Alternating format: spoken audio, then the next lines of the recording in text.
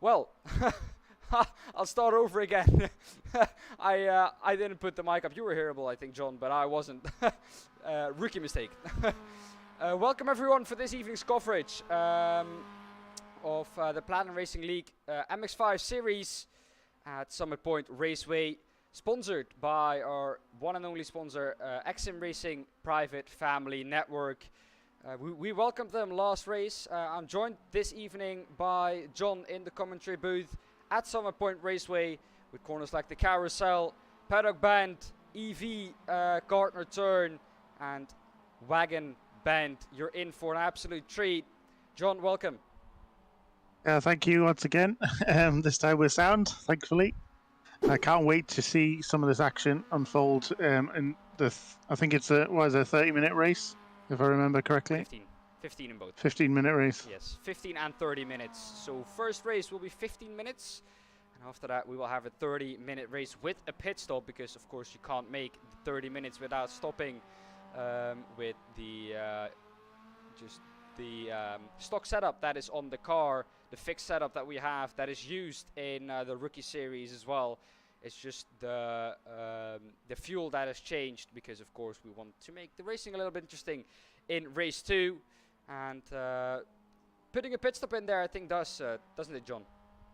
Yeah, so actually I've recently introduced pit stops in a series I normally commentate on, and what we did actually had a huge lead change in race 2 with the pit strategy coming into like big effect, and it really, I think it gained about 6 seconds overall, allowed someone to go from P2 all the way into P1 and pretty much cruise to victory after that.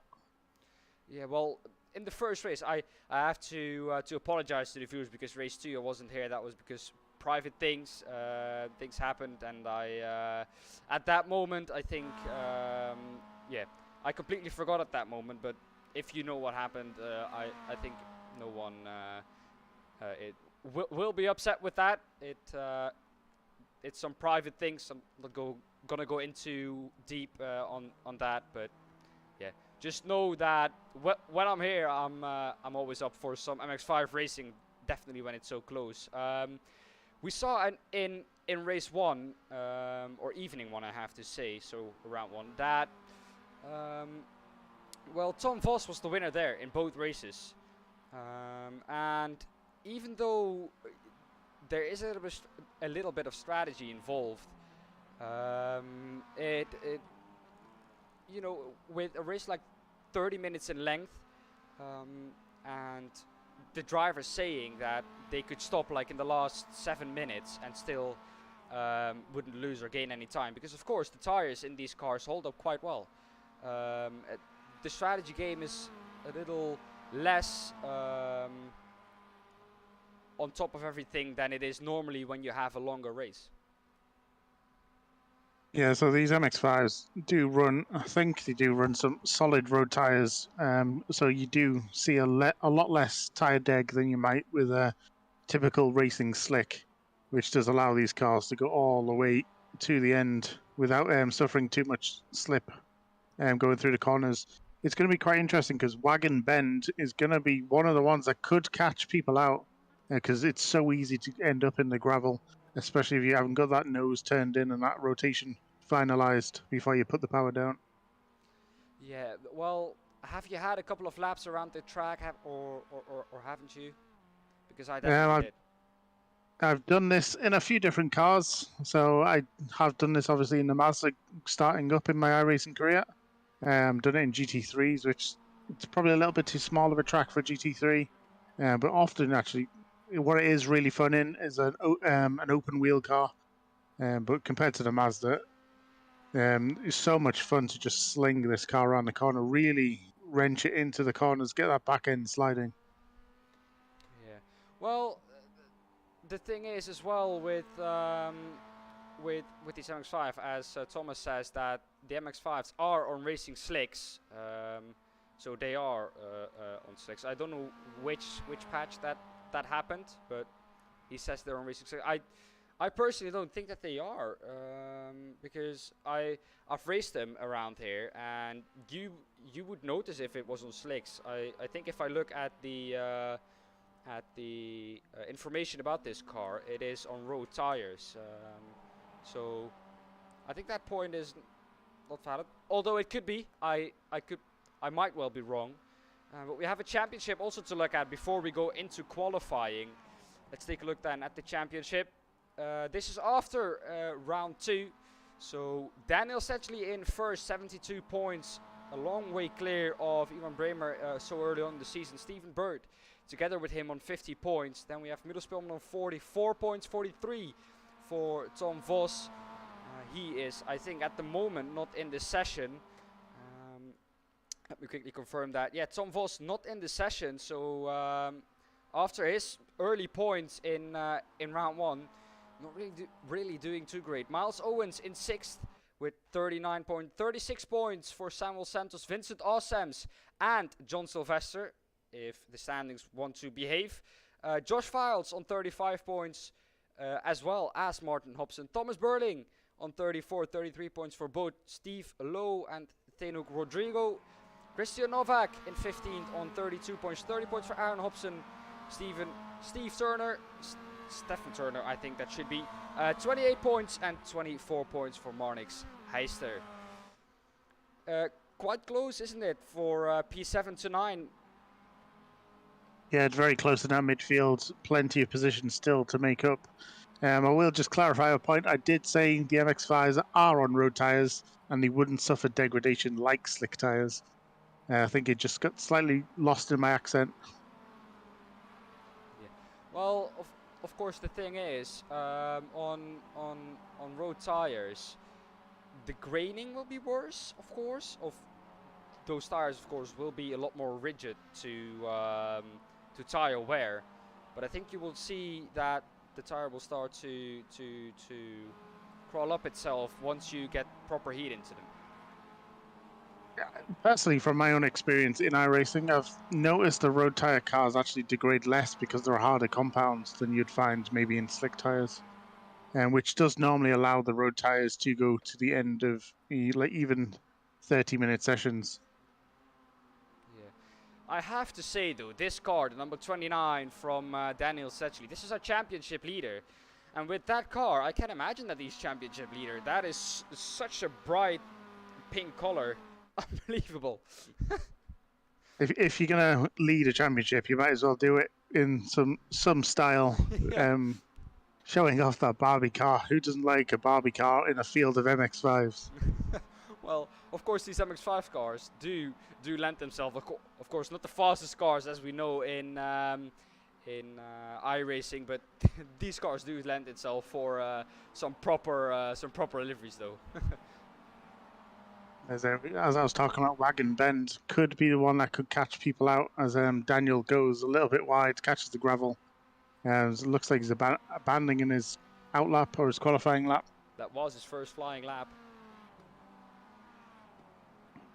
Looks like Miles Owens at the moment. Pole position with a 124.921. Do you think we'll see that time drop down to the 123s? 123s, maybe. Could be a little bit of a stretch. As you see in P2, they're only 300s behind Miles, so there are people putting really close times together in. I would expect this to come down probably another 6/10 at least in qualifying. Yeah.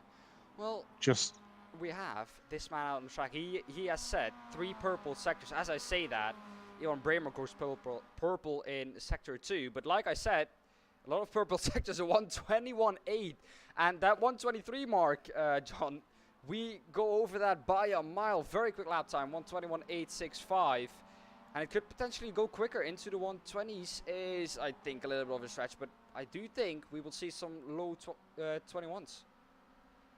Yeah, that completely surprised me. I wasn't expecting a 121. It's like it has been a little bit of a while since I've managed to get the MX5s round in a fast pace. So my memory may have failed me there. But 121 is huge. Now we have to try and aim for a 120. Yeah, well, 8/10 off of that, but as we know, Christian Novak, normally a very quick qualifier, but we do have Martin Hobson in this series as well. He has just put in the fastest first sector time, and he's now going down into, I think this is the carousel coming up now. Yes, it is. So sector 2 for him. Only green. Let me put up. I think, do I have it? Or is it just not working? It's just not working, is it? Refresh. SDK being SDK. Qualifying mode has not been shown currently. Yeah, exactly. Like on the SDK, it currently says it's hide is highlighted rather than show. There we go. If SDK wants to cooperate. There we go. We should have it on now. Yep, all looking good. Well then, Martin Hobson. There's Martin Hobson. I was just about to say, just as we were trying to get the qualifying mode up, Martin Hobson does go a 100th faster than John Sylvester. Well, 8 thousandths of a second, like you said, with these MX5s. Not only the racing is close, but qualifying as well. Yeah, so this is definitely already shaping up, and this is just qualifying to being a really fun, close race. Plenty of battling. These MX5s can go door to door quite easily. Yeah, we do still need to see a time from our championship leader, Daniel Sedgley. He still has around 10 minutes, a little bit less to do so, as he now sets his time, 1:22.1. Still some time off from our championship leader. Struggling a little bit, it seems. Maybe he's just playing the long game, trying to get that safe-ish banker lap in there. He's only 4/10 behind, knowing what Daniel can do. I'm sure that 4/10 will come down now that he's got one on the board. Well, we do see John Sylvester now going to 1:21.4. We're getting close to the 120 high. I do not think that we will see a 120 high, but it will definitely get close. Although we do still need to see competitive time, I think, from Daniel Sedgley. Like we said, struggling a little bit at the moment in the number 29 MX5. What will he be looking at? If it's an evening where he is not as competitive as he would have liked, is it just damage control for him, or?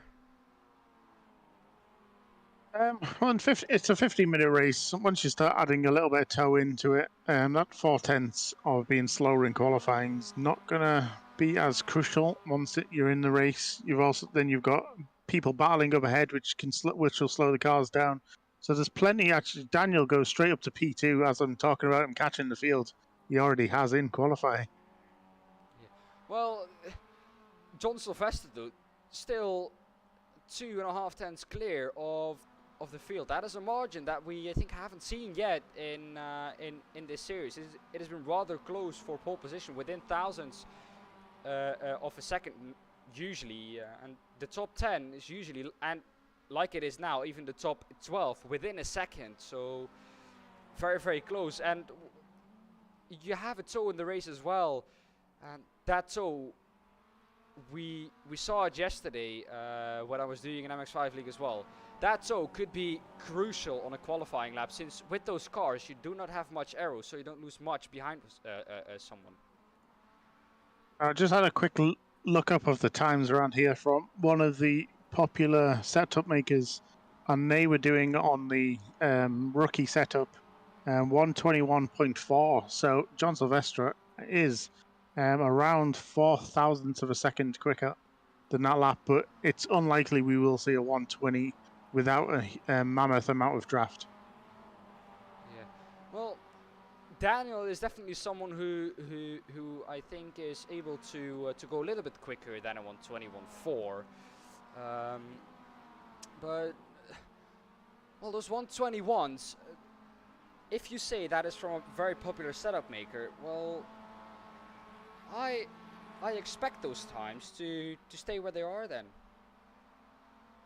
Yeah, I don't know what the track temperature comparison is between the two, obviously, from the setup maker doing their lap and what this is currently in this. But yeah, I wouldn't expect this 1:21.4 to be beaten by much, if anything, to be honest. 43 degrees track temp, so quite chilly out on track. Not optimum temperature to qualify in for these MX5s. Of course, we know that with some high temperatures, you get the front sliding into the corners. So this car usually understeers quite a lot, and when the temperatures get higher and higher, you start to feel, I think, more and more understeer. Yeah, 43 track temp is definitely going to affect the grip. You'd wonder if the track was like 19 degrees, could someone like Daniel or John be doing under 120s, or like 120 highs even? Because at 43 degrees, you are definitely going to be having quite a lot of understeer heading into the heavier braking zones. Can be quite tricky to get that rotation in the car. Definitely, I think you can still adjust brake balance in a fixed setup. So the faster guys will know how to tweak that brake balance just perfectly to help the rotation while it's so hot. Well, of course, the brake bias helps you if you put it more rearwards. Of course, the rear of the car gets a little bit more loose under braking, and you put a little bit more of temperature as well into the rear tires, so it usually turns a little bit easier.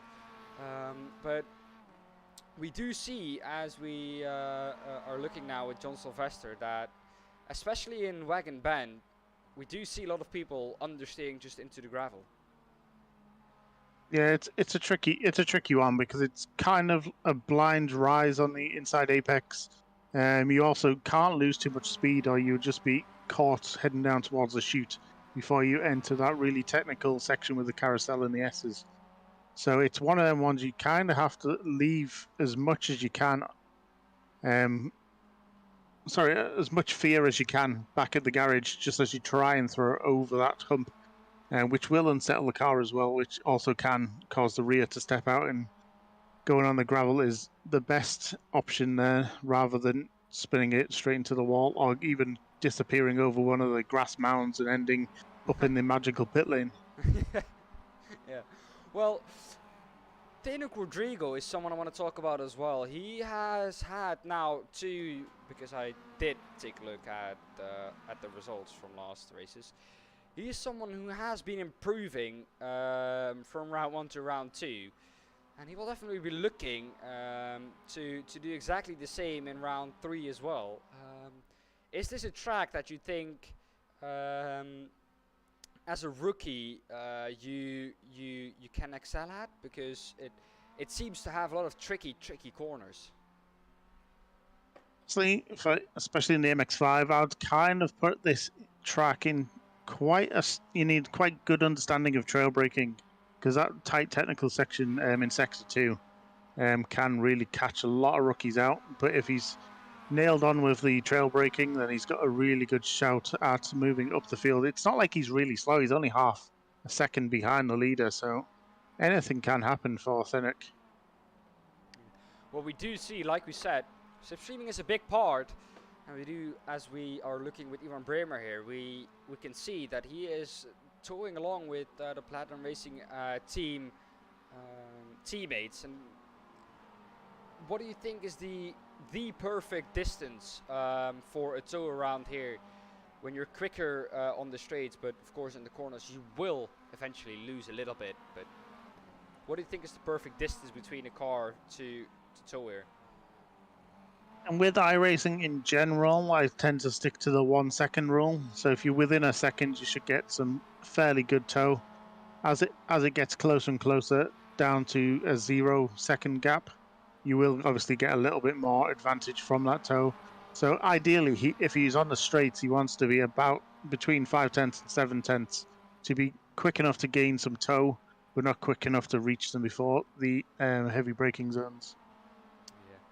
Well, as we have now 1.5 minutes of qualifying left, the fastest time is currently standing at a 1:21.398. A lot of green sectors still on the board. Samuel Santos just improved. Marnix Heister now with a very quick time once again. He improves his time, but not his position. In P5 he is currently, but the time from John Sylvester set very early on in the session is a time that is proving very difficult to beat for the drivers. Milo Speelman, a very quick driver normally, down on P11. he will be looking to improve his position. He will be looking, I think, to jump up into the top 5 positions, because he is strong in the championship at the moment as well. So he doesn't want to lose too much time to Daniel Sedgley, who's currently in P2. And if he doesn't want to do so, he's going to have to improve his time. He's definitely going to need to improve his time, but it's quite incredible actually. Just looking up and down the fields, Milo goes a little bit faster. Looking up and down the fields, the top 14 are still within a second of each other, so our pace is not as far off for most of them. All you have to do is maybe get through an apex a little bit quicker, heavier on the throttle. Just get the car rotate nice and early, heavy throttle, and then you will be able to get a much better exit out of a corner, and that could be easily be a 3/10 difference for any of these competitors. Yeah, well, I think the top 8, if you're within 5/10, that gap is, as we see E1 now improve. Now we see the green sectors coming in as qualifying has come to an end. I think once you get within like half a second, that gap is easily closable when you're in the race with the slipstream and everything. SDK is really having a nightmare this evening, isn't it? Yeah, so mine had been doing that a few times, so it just keeps refreshing itself. I don't know why it does it. There we have it then. John Sylvester in first with a 1:21.398. Just 2.5 tenths, or 2.5 tenths. It's quite a big gap for these guys. Behind that is Daniel Sedgley, our championship leader. Stephen Bird in third. Fourth, Martin Hobson. Fifth, Marnix Heister. Sixth, Ivan Bremer. Seventh, Christian Novak. Thomas Burling in eighth. Ninth is Aaron Hobson. Milo Speelman in 10th, though. Not a qualifying he would be looking for. 11th, Tenuk Rodrigo. Steve Lowe in 12th. Then we move on to 13th. Do we? Yes, we do. Miles Owens in 13th, 14th, Samuel Santos, and 15th, Stephen Turner. That is how the guys will be lining up for race 1. What do you expect, John, for race 1? Usually an MX5 carnage in the first corner, but I trust in all of these drivers in this fantastic league that they will be able to keep it nice and tight going into T1 and not try and end up being the T1 hero that no one ever wants to be. Well, we have half a minute left of gridding. Strategy won't come into play this race. Race 1 is 15 minutes long, like we said. Race 2, 30 minutes long. But after that, we will be done. But those 30 minutes, I think you will be looking to set it up as best as possible here in race 1. 15 seconds left. These drivers do like to leave it till the last second. Here we go. Grid is complete. Here we go then. Lights are coming on. We don't see the red lights. There they are. 1, 2, 3, 4, 5 red lights are on. And then we're underway. Was that a jump start though from John Sylvester? That might well have been. It looked like it was on the absolute perfect timing. It could well be a drive-through. We're going to see that in a little bit once he comes past the pit lane. Daniel Sedgley side by side with Stephen Bird. He's going to try and go up the inside of him into T1. Looks like he's still ahead. A little bit further back, Marnix Heister on the inside. Christian Novak looking on the inside of Marnix Heister. Just ahead of that is Martin Hobson. But John Sylvester clear in the early stages here, John. Yeah, I am also concerned. That was a little bit maybe a jump start, or he just absolutely nailed the lights going out. But like I said, all of these competitors did manage to keep it nice and clean into T1. Don't want to end their own races too early. But everything looks pretty nice and tight at the moment. So this looks like it could open up to be a really exciting race 1. It's going to be an amazing 15 minutes if it can be as good as this first 3/4 of a lap. Yeah, here we're looking on board now with Ivan Bremer. He has lost the position to Christian Novak at the start. Not having the best start here. As you can see now, the losers and the gainers on lap 1 on the left-hand side of your screen. Aaron Hobson loses 2 positions, but everything really staying where it is. As we see now, there we have our confirmation. John Sylvester into the pit lane. Here we have him for his stop and go. Actually, quite a harsh penalty there for a jump start, but well, that is not what he was looking for in the beginning. He did get a good start. Round the outside now is Daniel Sedgley of Stephen Bird looking to make the move. Or was that Stephen Bird up the inside? I think it was. Might have been lacking a little bit behind there, but we have a new leader on lap 2, Stephen Bird. Yeah, so I was just quickly having a look. A few people went in the pit. A couple of people went in the pits other than John. One of them jumped to pit, so I think there was a little bit of a kerfuffle at the back of the field. But the rest of them seem to be going nice and tidy at the moment. Daniel Sedgley will be wanting to get past Stephen Bird at some point very soon. You don't want to get behind cars too much and just increase that tyre wear. So it shouldn't really come into effect in race 1. But either way, you're not going to keep them tyres up on a track like this. It's this hot, because you will gain even more understeer, and understeer will promote mistakes creeping in. Yeah, as we do now take a look back at what exactly happened. This is looking down with Aaron Hobson here in the middle. Car 5, 7, 8 off track here. That is not what you want to do there. That is going to lose him a couple of positions. He is back in the pit lane. Don't exactly know why that happened. As we look here, he might as well have jumped the start. Yeah, that is the only explanation I can see after watching that replay. So maybe 3 of them in total had jump starts. As we do now have a new leader, Daniel Sedgley, up the inside into T1. As we have now Wagon Band, the left-hander, the very tricky left-hander, as John said a couple of times. Going wide there is Daniel Sedgley. Can Stephen Bird make the move round the outside? He is definitely fully alongside. Next corner is to the right. But then it's a hairpin to the left, and he's done it. Once again, we have a new leader. It looked like, actually, just as we were watching Stephen go over the apex through Wagon Bend, there was a contact on the inside as well, about 4 or 5 cars behind. I think Thomas Burling was caught up in that.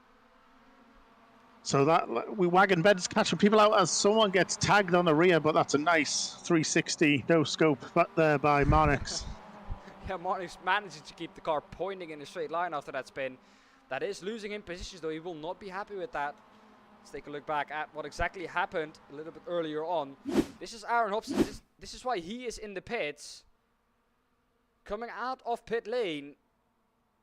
What has exactly happened here? I don't know. Is he going to go straight into turn 1? No, he's just going to park it on the side of the track. Can't park there, mate. But this is the contact you saw a little bit further back. This is between Thomas Burling and Milos Speelman. Oh no, yes it was contact, but that was I think completely caused by Thomas Burling going all or spinning around and just taking Milos Speelman with him. And those two are tangled up. It is the danger of that corner. You try and open it as wide as possible, but unfortunately Thomas opened it a little bit too much, caught the grass, which started the rotation, and I think it was Milo had nowhere else to go other than right into the side of Thomas. Yes, we look now back to the live action, and Martin Hobson at 2 tenths, 3 tenths now behind Tenuc Rodrigo. He has had an absolute flyer of a start. He is up 7 positions at the moment. He's looking to make his way through the field. Like I said, a driver that has been improving every race. And into the pits, we see, I think that is Martin Hobson. I do not expect any pit stop, so why they are going into the pit lane, I'm not quite sure. We have to ask them after the race. Tenuc Rodrigo, though, looking to continue his charge through the field. 4 tenths out of him now is Iwan Bremer, the last survivor, if we can say it like that, of the Platinum Racing team in the top 3, because they had, I think, a trio in the top 5, but now he's the only one continuing there. Yeah, so we currently have Marnix, who's currently still in the pit lane, or maybe just came out. Martin Hobson, you just saw diving into the pit lane.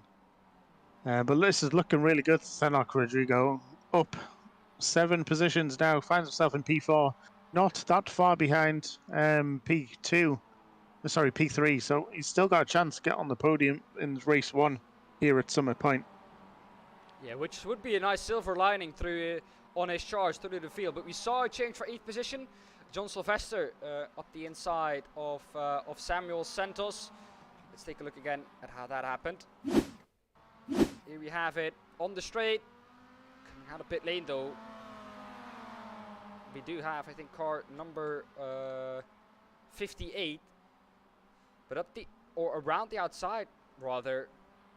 Beautiful move, I think. Oh, a little bit wide there. Is he going to look for the cutback? No. He keeps it pinned to the apex. That car was looking rather unstable into the braking zone. Yeah, so this race has definitely not gone the way John Sylvester imagined it when he did that amazing qualifying lap. Just jumping the start cost you so much at the beginning of the race because it's 30 seconds when the field is so bunched up, or whatever it was.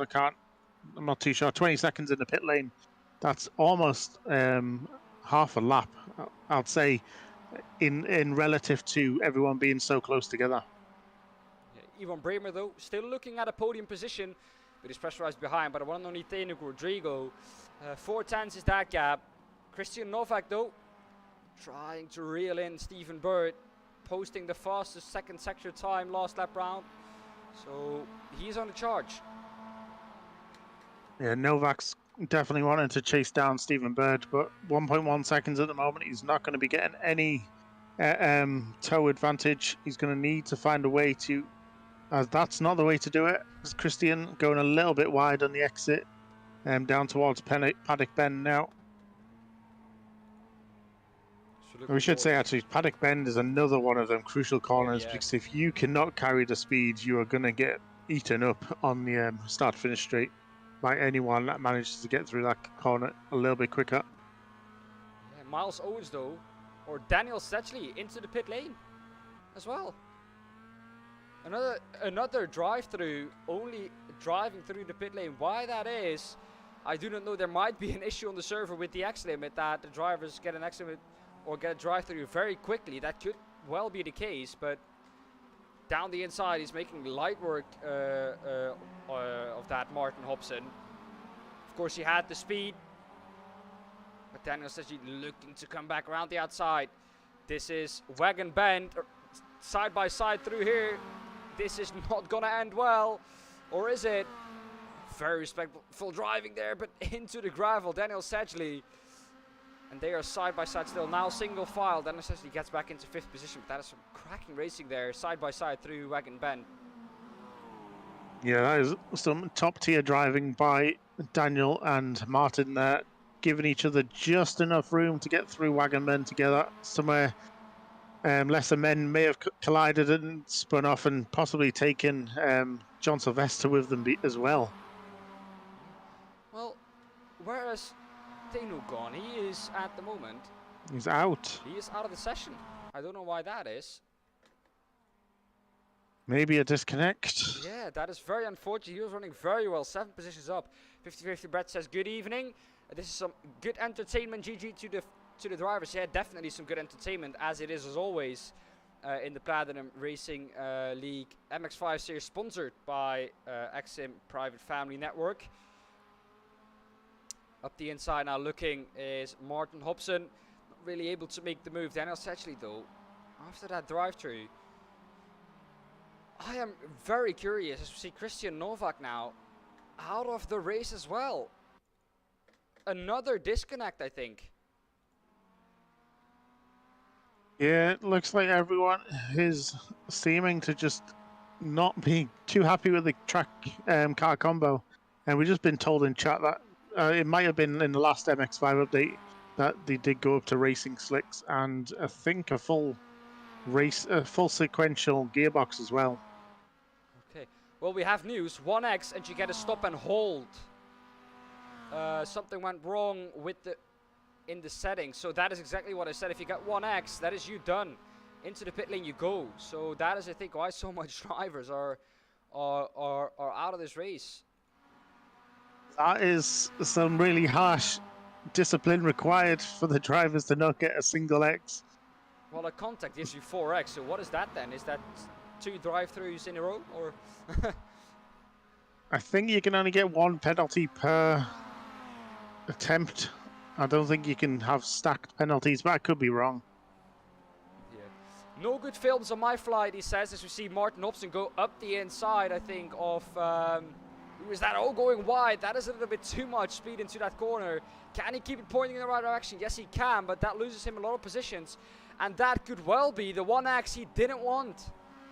Yep, that's going to be a stop and go penalty.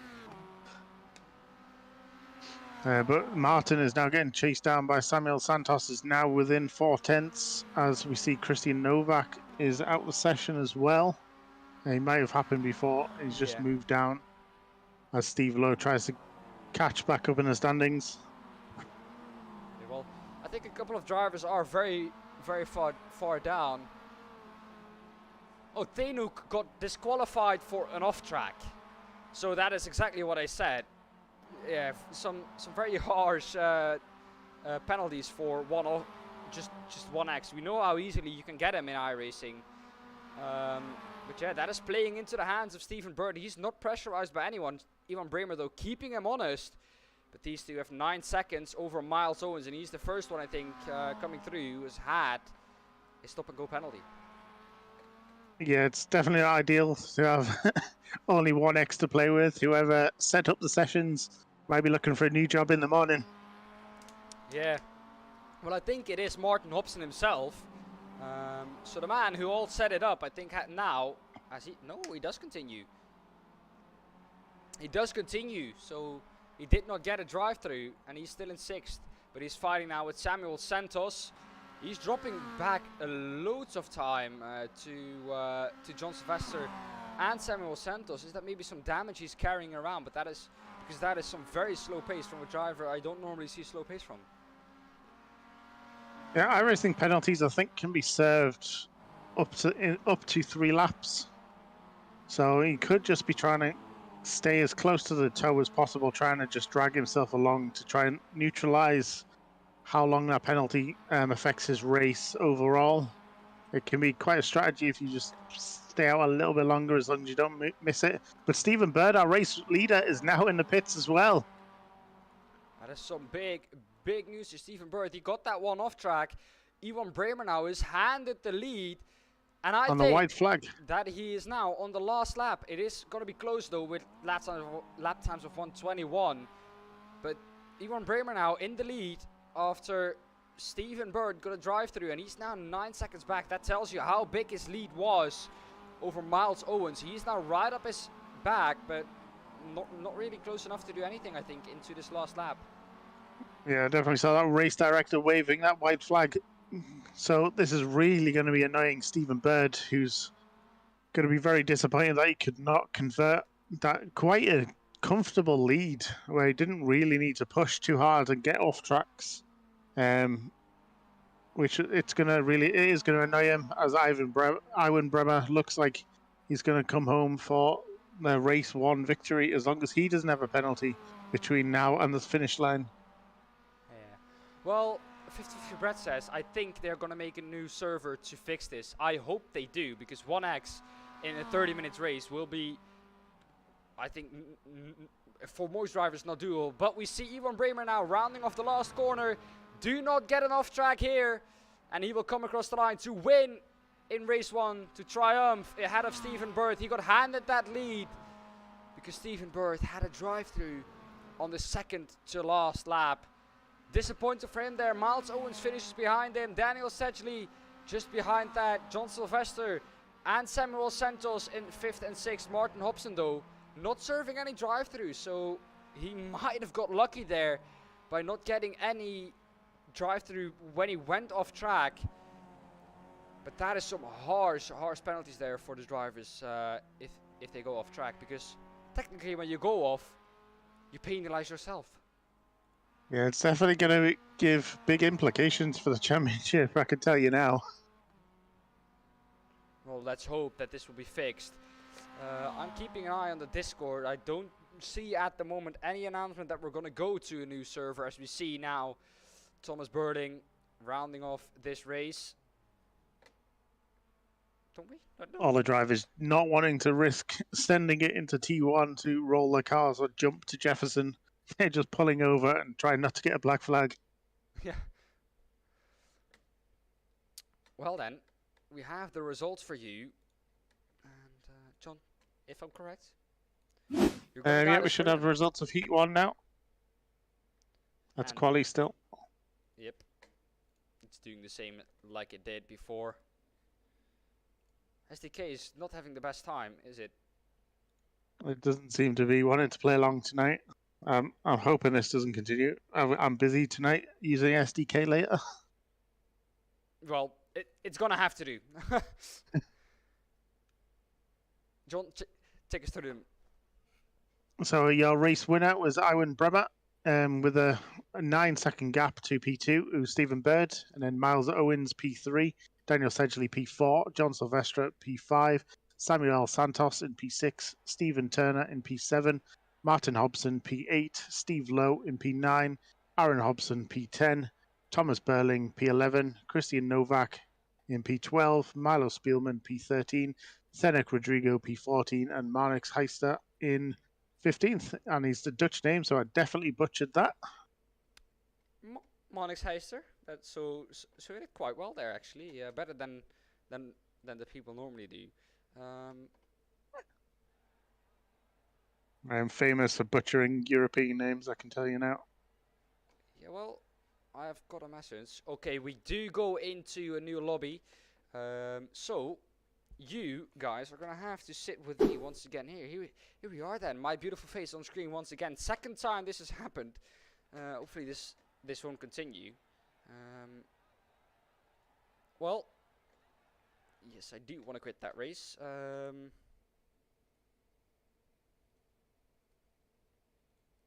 So, despite the 1x limit for everyone watching at home, it was at least entertaining. There was 400 drive-throughs in a race. That's never been done before. We must contact Guinness World Records.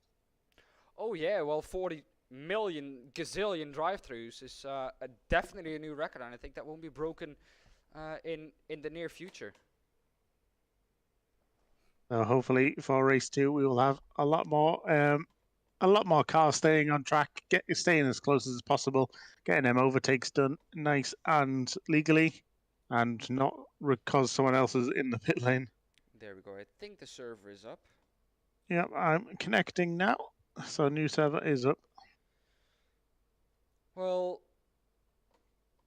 I hope that these mistakes are ironed out for round 4, because of course no one wants to see me on screen.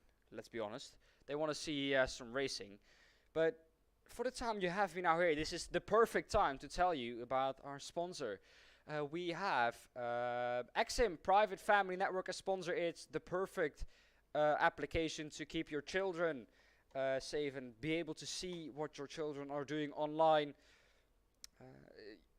You can use features like see their chats, see what they're doing online, see what they're looking up, things like that, to just see if they're being safe from the threats that are in this day and age on the internet. Because as we know, internet is not always the safest place to be on.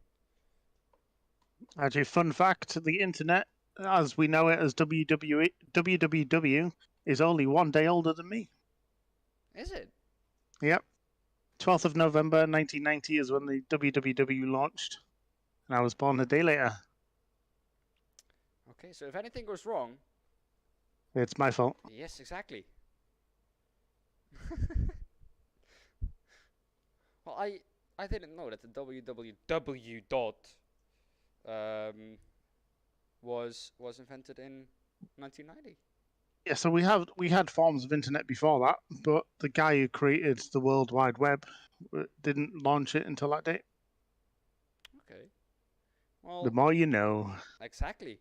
You're getting a history lesson here, live during the broadcast for the MX5s. Just why a new session loads up. Exactly.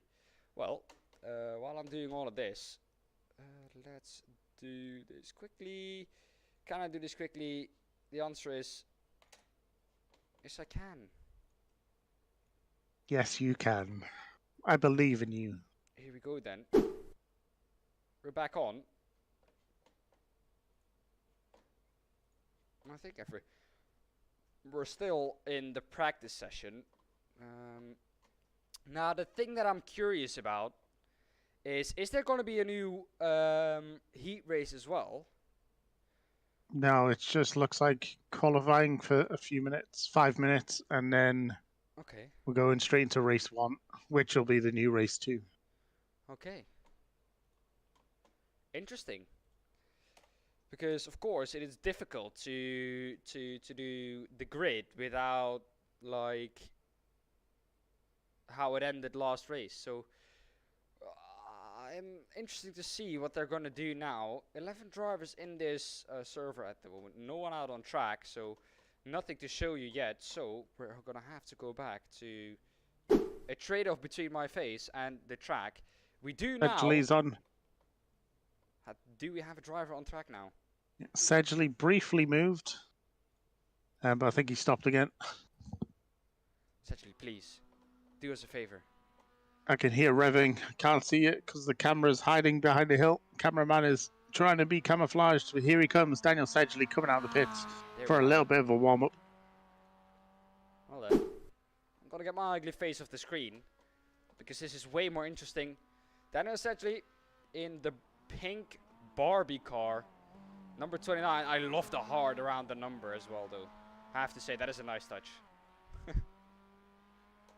I do a little bit of livery painting myself, and I've never thought about putting a custom shape around that number, and I'm really disappointed. With yourself, or with the fact that there's a heart around the 29? No, I absolutely love this livery. I'd drive it every day of iRacing if I could.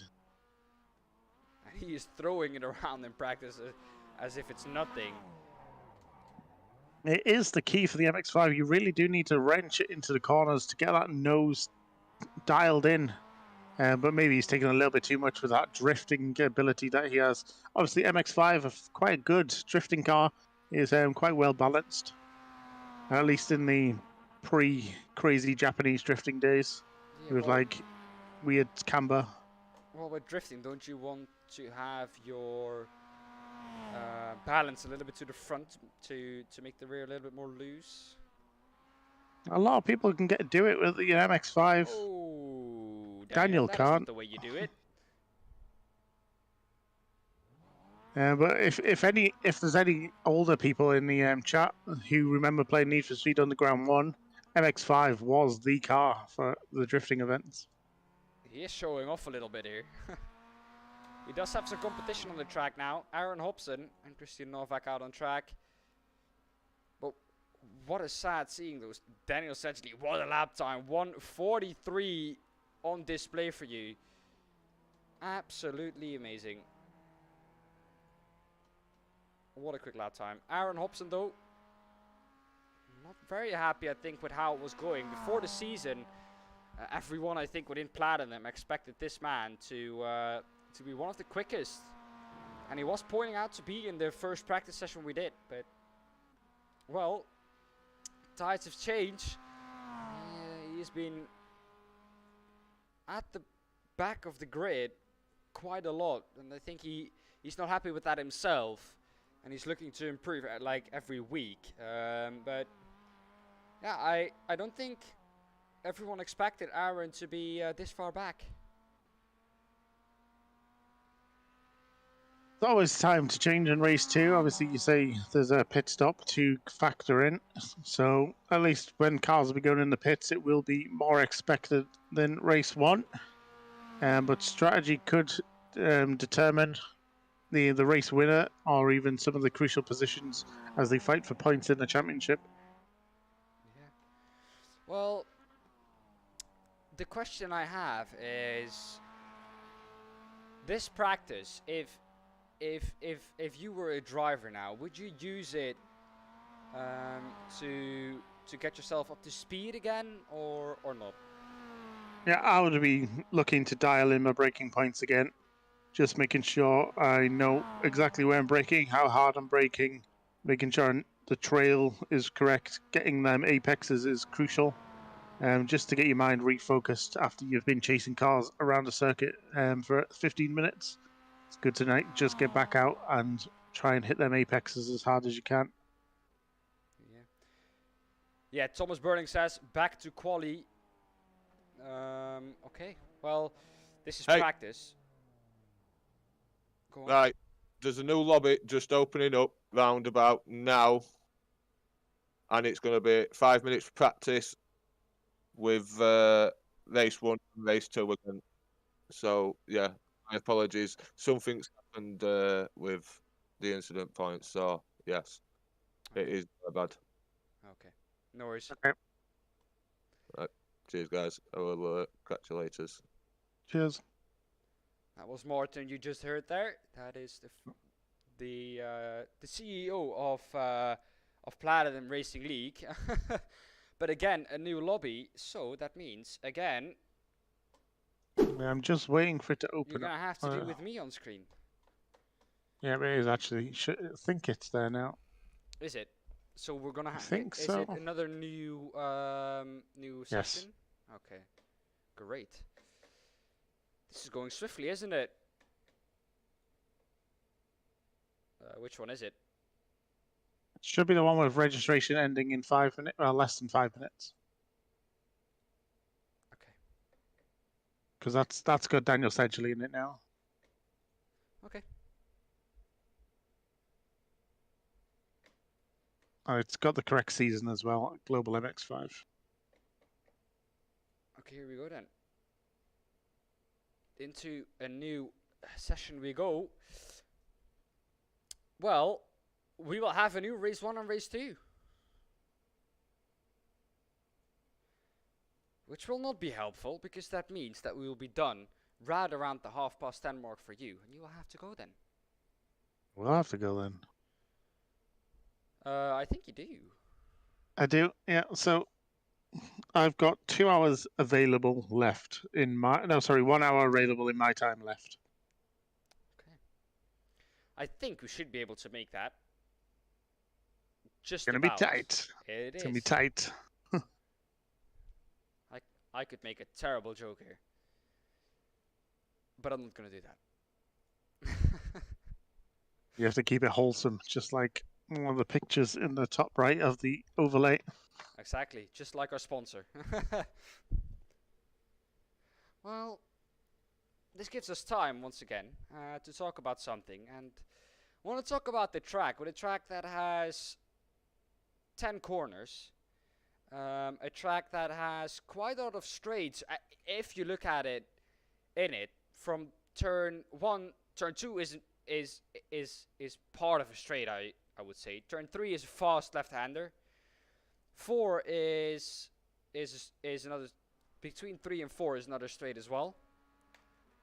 And I think between 9 and 10 another straight, and between 10 and 1 of course. So if you could take a setup with, of course we know that toe in, toe out, camera and everything plays a big part in how fast you are on the straights as well, because of course more rubbing, things like that, you know. So This is just ending. We're back into qualifying. Which kind of thing would you be opting for? Here we are, back into the session.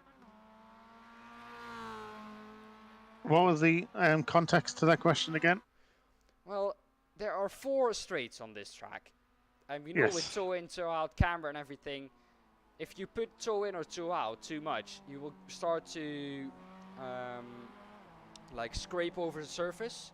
So what would you do? Would you go with a least with a setup that has least toe in, toe out? Of course, we noticed that these cars are a fixed setup, but would you go with a setup that is more or less straight with the wheels and not a lot of toe in, toe out to get that speed on the straight, or would you go with some toe in or toe out on this track? On this track, I would go with whatever makes me faster on the straights. I'm not a setup guy in iRacing. It all confuses me. But for this track, because you've got so many straights and it's a cluster of corners, tight corners in one place, I would always go for the top speed in whatever that would be in the setup. Yeah. Well, of course, with those 4 straights, as the liveries are finally loaded now, it looks like. This is the number 27 from Samuel Santos we're focusing on right now. And Christian Novak going purple in the background. There he is, 125.5. As we know now, we're looking at around about the 121s. So what you've just seen, forget all of it. This is the new start of it all. with the proper instant limit. It was all a ploy to see if I was good enough at commentating. Exactly. Well, of course, we know that after your 5 hours, I think, at the 12 hours of Daytona from PEC. And fun fact about that, John, the last 2 hours almost are not on YouTube. Are you not? No, and why is that? Because we streamed it, and the stream is over 12 hours long. So the stream is now 11 hours, 55 minutes. We had an hour of qualifying before that. We had some practice before that. We had some time in between it. So it's like the last 1.5 hour is not on YouTube. That's disappointing. Yeah. And that is because we didn't restart like at a new stream at some point. I must admit, I've never streamed on YouTube, so I have no clue how YouTube lengths work. Yeah, if it's over 24 hours, you can upload it, but Yeah. you can't. If a live stream is over 24 hours or over 12 hours, it doesn't upload fully. But if you upload a video that is over 12 hours long, it does upload fully. So yeah, I don't know what that is, but yeah, sadly, the last 2 hours of the race plus the announcements of the championship have gone to waste there. Sadly, it does. That is a shame, but Yeah, it does have over 1K views at the moment, so we're happy with that. Because there are only, I think, 3 videos now on our channel that have got over 1K views. But I'm still waiting. well, we're back to qualifying. Christian Novak we're looking here with, posting a purple first sector time. Second sector he's gonna look to do exactly the same. Coming to the end of the second sector now. Last sector very short, only a sector of 14, around about 13 to 14 seconds. Purple there again. We know that a 1:20.398 is possible. Is he gonna do that, or is he gonna go even faster? The answer is, it's gonna come up to you in a second. The answer is across the line. No, he's not. That is a very small improvement with 2 purple sectors, but he lost quite a lot there in the last sector. John Sylvester, where is he? There he is. Oh man, is he gonna go to pole position once again? I don't think he is with this lap Not time. on this lap. No, he is. No, but it is going to be interesting to see if John Sylvester can do anywhere near the time we saw him doing the practice qualifying. Well, the thing is, if we look now, here we go, at the weather, it's 48 degrees. So it is warmer than it was before.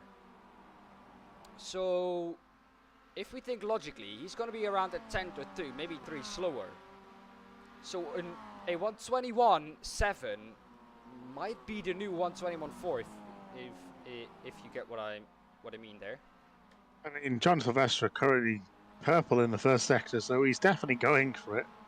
We'll see what is possible as soon as he gets his eye in for the apexes and the braking zones. As Christian Novak unable to really improve currently, Samuel Santos also unable to improve his personal best. Thenok has a bad first sector but improves in sector 2. But John Sylvester only has his personal best in sector 2. What is he going to be able to do then? Of course, we know that Christian Novak lost a lot in the last sector across the line. What is the time going to be for John Sylvester? The answer is the 1:21.858. So John is on the ball once again, looking to try and reclaim that pole position and not get a drive through this time round. We do have Stephen Bird improving as well. And his lap time, oh, he's going to be close there. Oh, 1,000th of a second. Wow. That's some amazing driving there by Stephen. But to have that small of a gap between these top 2 just shows how good their races were last time round, despite obviously needing to have penalties. They were still on the ball. Yeah, Daniel Sedgley now going up into P4. He qualified in P2, and with the gaps being closer than they were in race 1, of course, he didn't have the best race one. We do have John Sylvester again on a purple lap. Purple in sector 1. Can he get down like he did in the previous server, in the practice server we will call it then, to the 121.4s? If he does so, that would be amazing. A purple in sector 2 once again. He does. Yeah, Gone. I was going to say, he does really have the toe, especially down the start-finish straight, so this is really going to help him. I thought it might have hindered him if he caught him at the wrong time, but this is the perfect time to catch. And I'll be surprised if this is not a 0.6. It's not quite, but it is a 10th faster than Stephen Bird. Well, Stephen Bird, exactly a 10th faster, but a yellow sector there in the last sector for John Sylvester. Was that because he was being held up by, I think, Teno Rodrigo there in the number 64? Yes, it is. Was he maybe being held up in the last corner? It maybe had to brake a little bit earlier in that last corner to not go into the back. I'm hoping that the toe would save him, but not this time round. But there's still plenty of time in the session to go. We're only about halfway through, just over halfway through, so John Sylvester could find other ways to do it, but he's not currently doing it on this outlap. My goodness, John, look at this. P6 to P8. It is only 15 thousandths of a second between those three. 9 thousandths to P7, P7 to P8, 6 thousandths, P6 to P7, or P5 to P6. It's Dead exactly the same time. Yeah, dead heat even between Milo and Thomas Burling. So whoever can find just even a 10th over the other will find themselves having an advantage.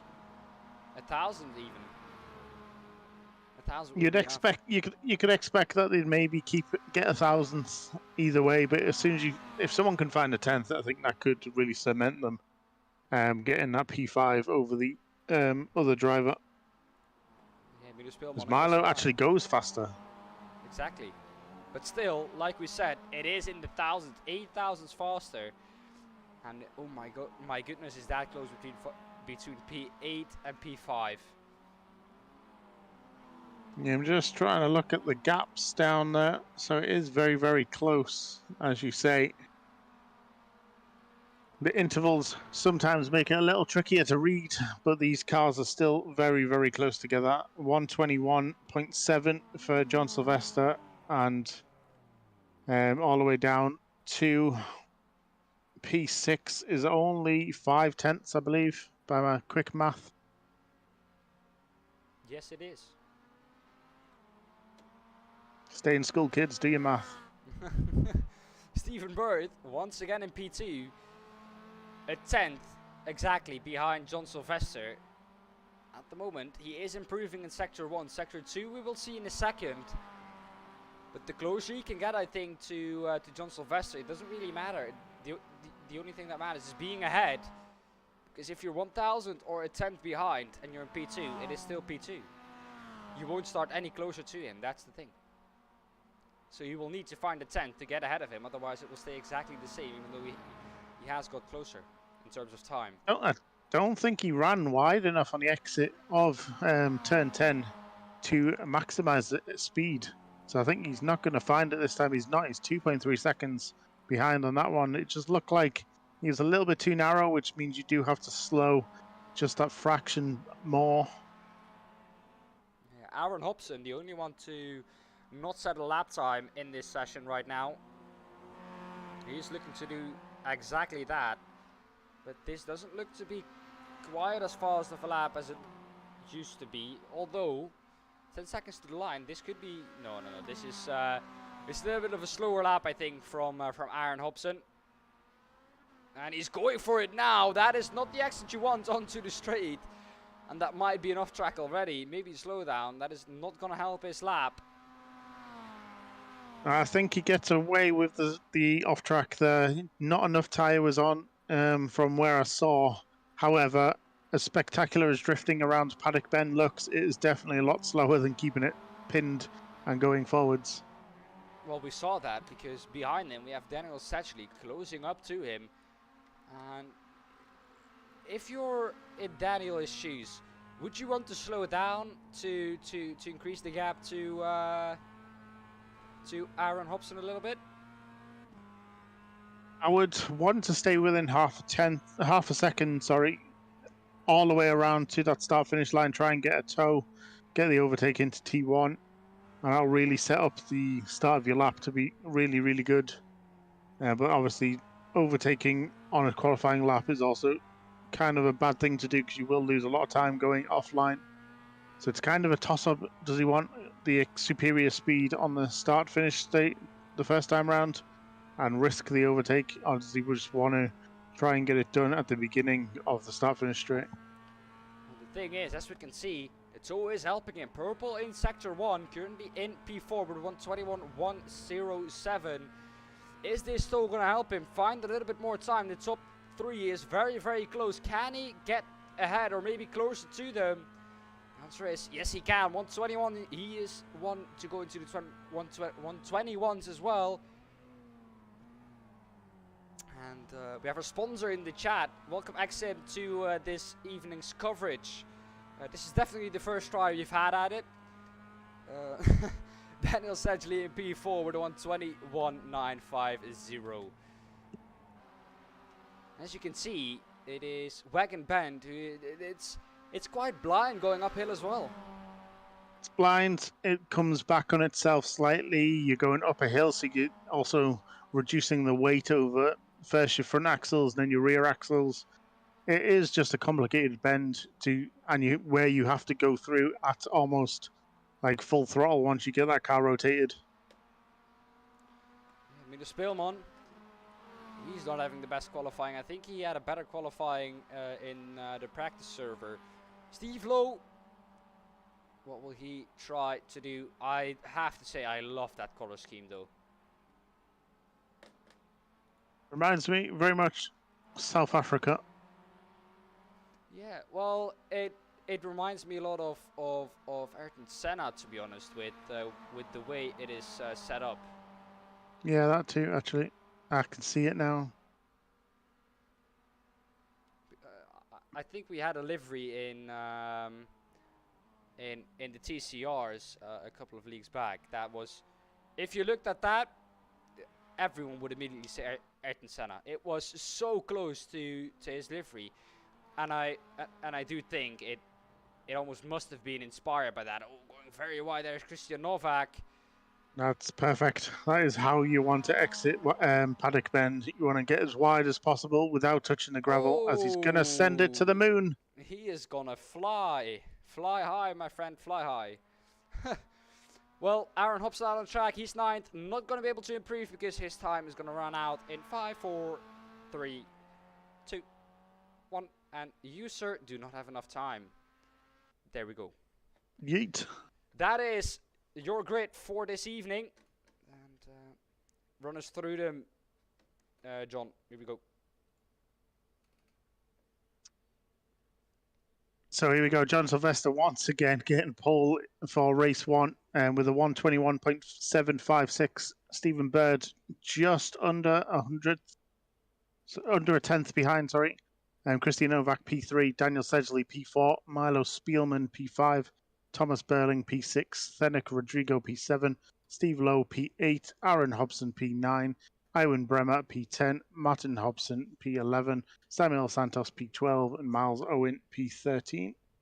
I've just noticed we are missing Mr. Marnix himself. Yeah, exactly. Where are you, Marnix? Get in here. It's too late. We are missing you. I think registration ended already. There we go. But look in them times. There's only 1.2 seconds down to P13. Yeah, and I think Miles Owens, if he because he's not 1.3 or 1.2 slower, that is the thing. Looking I'm at just waiting for Fenwick. Waiting for Fenwick now on to grid up. Yeah, he got disqualified, so he's he might be mad and wants to let everyone wait here. No, I think he was last to the grid in the practice race one as well. Well, me, myself, and I always leave it to the last second. You do, because it keeps your tyres the warmest. Last one on the grid has the most heated tyres. Welcome, Kevin, to the stream as well. He says in Dutch that, well, the only good thing they have is a good commentator. I do not agree with that. But we do have to start. 1, 2, 3, 4, 5 red lights are on.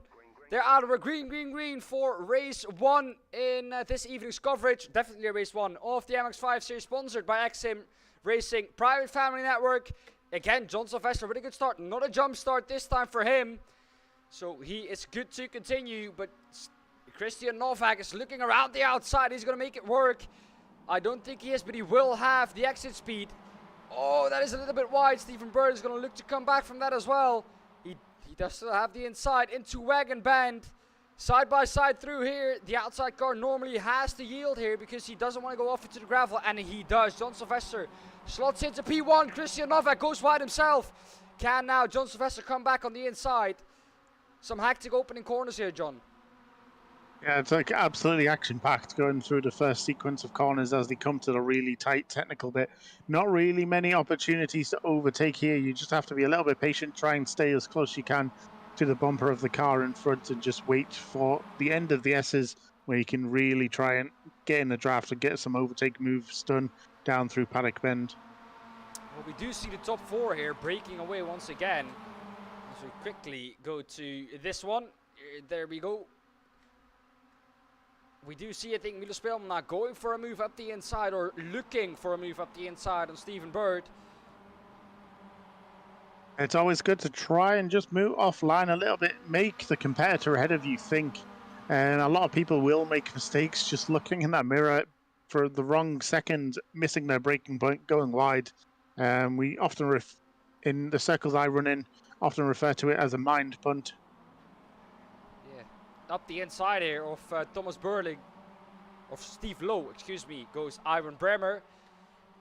And they're now running single file once again, but it is side by side up ahead. John Sylvester on the inside of Stephen Bird here. Can he make it work? Stephen Bird into the gravel. That is not going to help his speed on the exit. And they might be 3 wide as we see 2 cars, 2 Platinum cars spearing off in the background. Martin Hobson, Aaron Hobson, and Miles Owens. 3 Platinum Racing team cars out of this race, or at least out for a good qualification in this race. Yeah, we haven't seen 2 family members kill each other since the Nürburgring 24. Exactly. But currently, Christian Novak is doing what he needs to do. Currently has a 7/10 gap at the front as we jump on board as a replay of what happened. This is what we want to look at. Was it Aaron Hobson going off? Yes, the spin here. And that is not helping. Not holding his brakes there. And that is 3 Platinum Racing Team cars off at Wagon Bend. A tricky corner, proving to be tricky once again. Yeah, that's the big team kill if I've ever seen one. The one at the front just catching the grass like we saw in the other race 1. Catching the grass, rotating that car completely sideways, and the cars behind have nowhere to go because it's such a narrow line through Wagon Bend. Well, I have to say Aaron Hobson started the season off with a good practice session. After that, has been struggling, as we see now. Who was that? Milo Speelman struggling as well. Tenok Rodrigo, again, with a very good start. Up to, once again here. He started a little bit higher up, so with starting a little bit higher up, do you think he's now in with a shot at the podium here? Anything's possible. We still got another 11 minutes of this. As long as they keep focused and keep them apexes tight and their exit speeds high, and they have there is potential in this field to advance. But we are seeing a lot of people, more so this race, getting caught out by Wagon Bend, going very, very wide, and a few people almost hitting tires as well.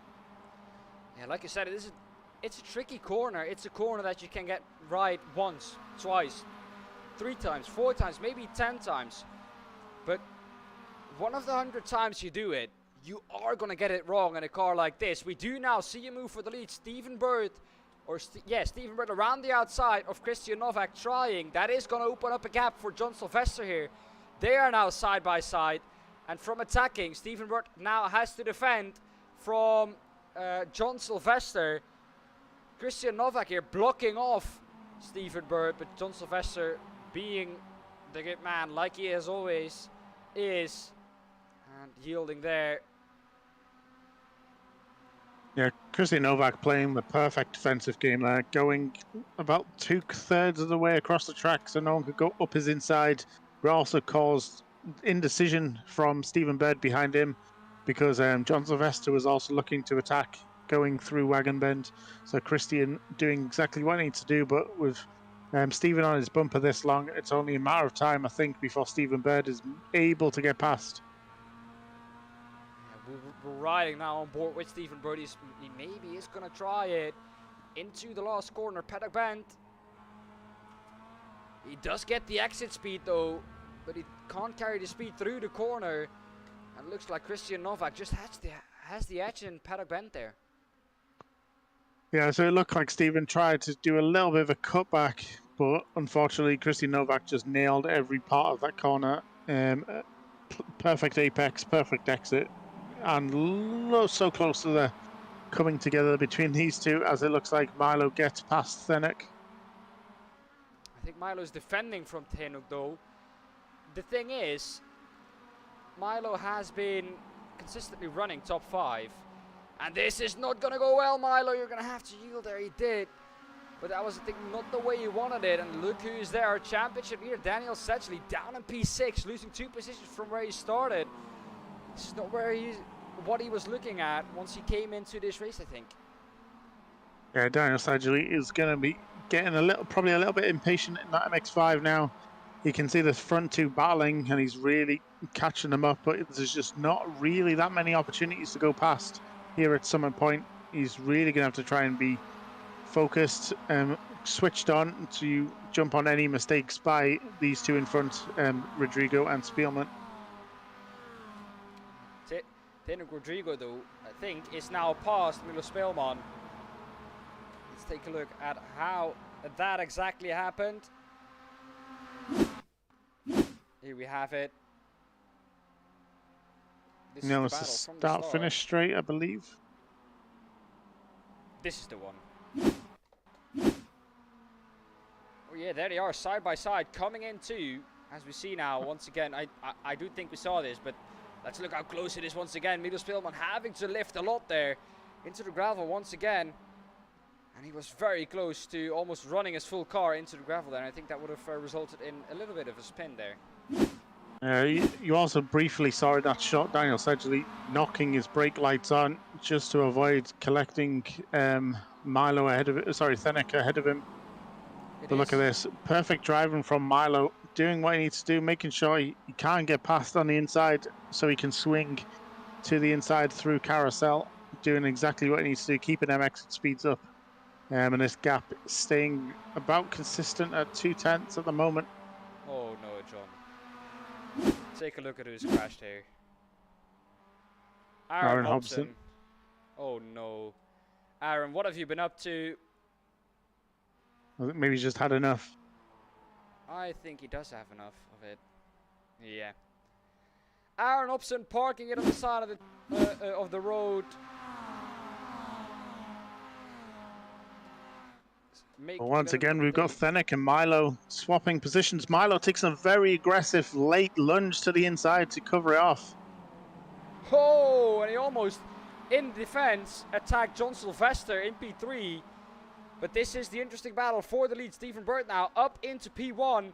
On the inside, though, Christian Novak, can he keep it up the inside? Yes, he can. Now he is not going to have the exit. That is a beautiful cut back there from Stephen Bird. He now is going to have the outside line for the next corner, but that will turn into the inside for the left-handed hairpin. And that is a beautiful move executed there perfectly by Stephen Bird. He has the lead once again, as I think John Sylvester goes off. Oh no, I think John Sylvester may have been caught just in that heavy braking zone. The Concertina effect coming into full fruition. And I think John Sylvester maybe got a little bit of a clip, or he was just on the grass trying to go a bit wider. Oh no, Milo. Oh no, that is Tenuk. Oh, that is unfortunate there for John Sylvester. Yeah, Tenuk missing his braking point there in defense with John I think with the Spielman. Very unfortunate there for John Sylvester. He was running nicely in third, but now he's demoted down into P10. As you do have a move up the inside, goes Christian Novak again. Can't make that move stick. No, Christian's going to need to be a little bit more patient. I think it was maybe a little bit late of a lunge. He wants to try and get a little bit slower in than Stephen is, just so he can get that car rotated and power out early. It can really mean a difference on some of these straights of Summit Point. Christian Novak, though, looking to try and get Stephen Bird back. Stephen Bird looks to have the edge over Christian Novak. It looked like that when he was behind him as well. Christian Novak there putting up a very good fight, placing his MX5 exactly at the right moment on the inside or outside, defending perfectly. But now I think once Stephen Bird is passed, it's only the toe that is keeping Christian Novak that close to him. Yeah, and we should also mention, since Stenok caught Silvestre, Daniel Sedgley is now in P4 and chasing down Milo, so he'll be looking to make moves sooner rather than later with just about 4 minutes to go, which I think is only 3 laps by my rough calculation of this race to go. Could be 3, could also be 4. It's going to be very close with lap times of 1 minute 20. But, well, even though there are still 4 laps left, there might also be a possibility for Daniel Sedgley to overtake Christian Novak as well, because Milos Speelman looks like he is holding Daniel Sedgley up a little bit. Yeah, Sedgley is definitely going to be wanting to get on at least onto the podium, if not further up the field. There's not that big of a gap between the top 4 like we actually saw in the first race, where I think it was Christian Novak who ran away by about 9 seconds by the end of it. But this is a much closer race, this actual race 1 in the championship. Daniel Rodrigo, though, losing a couple of positions. That car looks damaged from the front. Because of that hit, I think, with John Silvestre. John, though, up into P9, looking to work his way back, but I think he's just a little bit too far back. 4.3 now to Steve Lowe. I think that's just a little bit too far to catch in the next 3.5 minutes that he has left. Yeah, it's very unlucky for John Silvestre. Didn't really do much wrong. Just Stenok missed his braking point, locked up, and once you lock up in an MX5, you just go forwards. And it was one of them unfortunate mistakes that can happen, especially someone new to the MX5. Stephen Bird is defending heavily against Christian Novak there. Christian Novak looking for the switchback. Is there going to be enough power in it? Yes, it looks like there is, but look at this. Stephen Bird is holding the inside down to Wagon Bend, and I think that's going to be enough to just hold the lead for at least another lap. Well, Christian Novak has done this multiple times now, and I think the longer you stay behind someone, the more you see the weaknesses from the driver ahead, so you can capitalize on that. But with only 2 minutes left, he needs to do it quick, because he does not have a lot of time left here.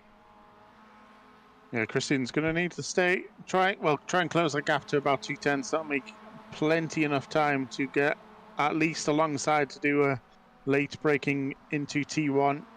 And then all he has to do really is hold the apex tight. It'll prevent the cutback by Stephen Bird, and Christian should be able to retain it from there. It's going to be interesting as we go through Paddock Bend again. Very close now. Look at that. That is the run. This is it. This is it. We did see, John, that Christian had the edge in Paddock Bend before. So, like we can see now, getting closer there. As we have white flag, this is the last lap of the race. Around the outside, Christian Novak, is he going to be able to make this one stick? Again, looking for the cutback, I think. Being denied this time, but he is going to have the exit speed with the outside. He's going to drive the longer way round. That will now give him the inside. 4 Wagon Bend side by side. Once again, no one is going to yield on this last lap, trust me. It looks like Stephen Bird is going to go for the exit speed. Stephen Bird wants the outside here to get the inside for the next hairpin. Is not able to do so, and does now need to settle in behind him around the outside once again. This is as close as it will ever get. Some traffic up ahead as well. This is going to be interesting into the last few corners, John. Yeah, but crucially, look at this. Milo is now only 3/10 behind Stephen Bird and Daniel Sedgley right behind them. So if there's any contact between Christian and Stephen trying to push the defense or attack a little bit too much, it could easily be mopped up by Milo or Daniel. Yeah. But these two have Rounding been off the very, last very corner. professional all the way through this race. And it looks like that's not going to change. Across the line. Is it then going to be Christian Novak? Yes, it is. Very close finish between the top three. Oh, and he's going to send it flying once again. Another flying MX5. And Milo Speelman there with a ruined front end as well. But this Barbie car still intact. But Stephen Bird, did you see that? He literally bounced on the circuit over the cars. That was like some Hollywood stunt, like perfectly executed. I did not see it. It was a moment of beauty. Oh, I wanted to take a look at it, but we can't because now we go into the warm-up. We have the results though of Heat 1 now up on the screen for you right now. Christian Novak wins in Heat 1. Stephen Bird is in second, only 1.5 tenths, a little bit more behind him, so very, very close. 3 tenths only behind first place is Milo Speelman. Daniel Sedgley within a second as well, so the top 4 finishing within a second, as close as it will ever get. Tino Rodrigo though, not as good as the first race as he had in the practice circuit. Thomas Burling in 6th, Iwan Bremer in 7th, 8th, Steve Lowe, John Sylvester in 9th, 10th, Samuel Santos, Miles Owens in 11th, 12th, Martin Hobson and Aaron Hobson in 13th. Well then, quite an interesting race 1. What are you looking for, John, for race 2? More of that, to be honest, because that was action-packed from the beginning right to the end. We didn't know who was going to win once they came over the line. And for that white flag lap, any of the top 4 could have won that, I feel. Yeah, well, of course, strategy now coming into play as well. Do you think that is going to make the race a little bit more settled down once we get to lap 2, lap 3? No. MX5 is such a beautiful car, a car class of close racing, as long as, which we saw from race 1, the competitors are very, very similar in ability. So with the MX5, you are going to see a lot more close racing. I don't think anyone's really going to settle down. Maybe after the pit stops, they might try and think of the longevity of the car. But I think it's going to be quite a brutal first 10 minutes at least. Well, if we take it off last week, the pit window is around the 8-minute mark and the 22-minute mark, so quite a big time span where you can make your pit stops in. Is that going to change anything you think for how these pit stops will play out? So I wouldn't expect anyone to try and do a fuel saving strategy in the MX5. I could be wrong. Some of them might try and extend their stints a little bit longer and try and refill a little bit less, which will give them a little bit of a speed advantage. But I don't think it's. I think it's pretty negligible on the weights of the car. But you never know. People might want to come in early so they can try and get in like that mid-pack draft to try and help them do an undercut on anyone at the front they were chasing. Well, the thing is, in iRacing, an undercut is never as powerful because, well, tires. But if you do it, and you do it because, of course, you go in as soon as the pit window opens to get basically clean air and stop fighting with others. And do you think that is going to be faster at the end of the day than being in the midfield and fighting with the others? You definitely lose time fighting with others. So being in clean air, as long as you're able to focus on your own braking zones and apexes after you've been staring at the back of a few MX5s for a few laps, it is probably advantageous to be alone on track taking that early pit stop. Yeah. Well, I'm just going to go get some water. Yes, I was just going to say, go get your water. Stay hydrated, kids. We have 1 more minute left of this warm-up session. No one out on track, it seems like. A very interesting dynamic, because if I was them, I would be going out now to, or maybe go to the bathroom and go out on track just to get back into the groove.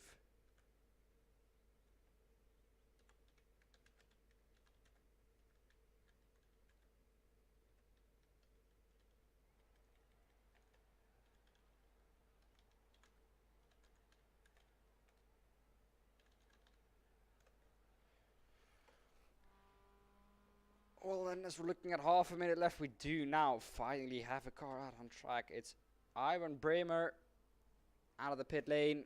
He left it to the last second.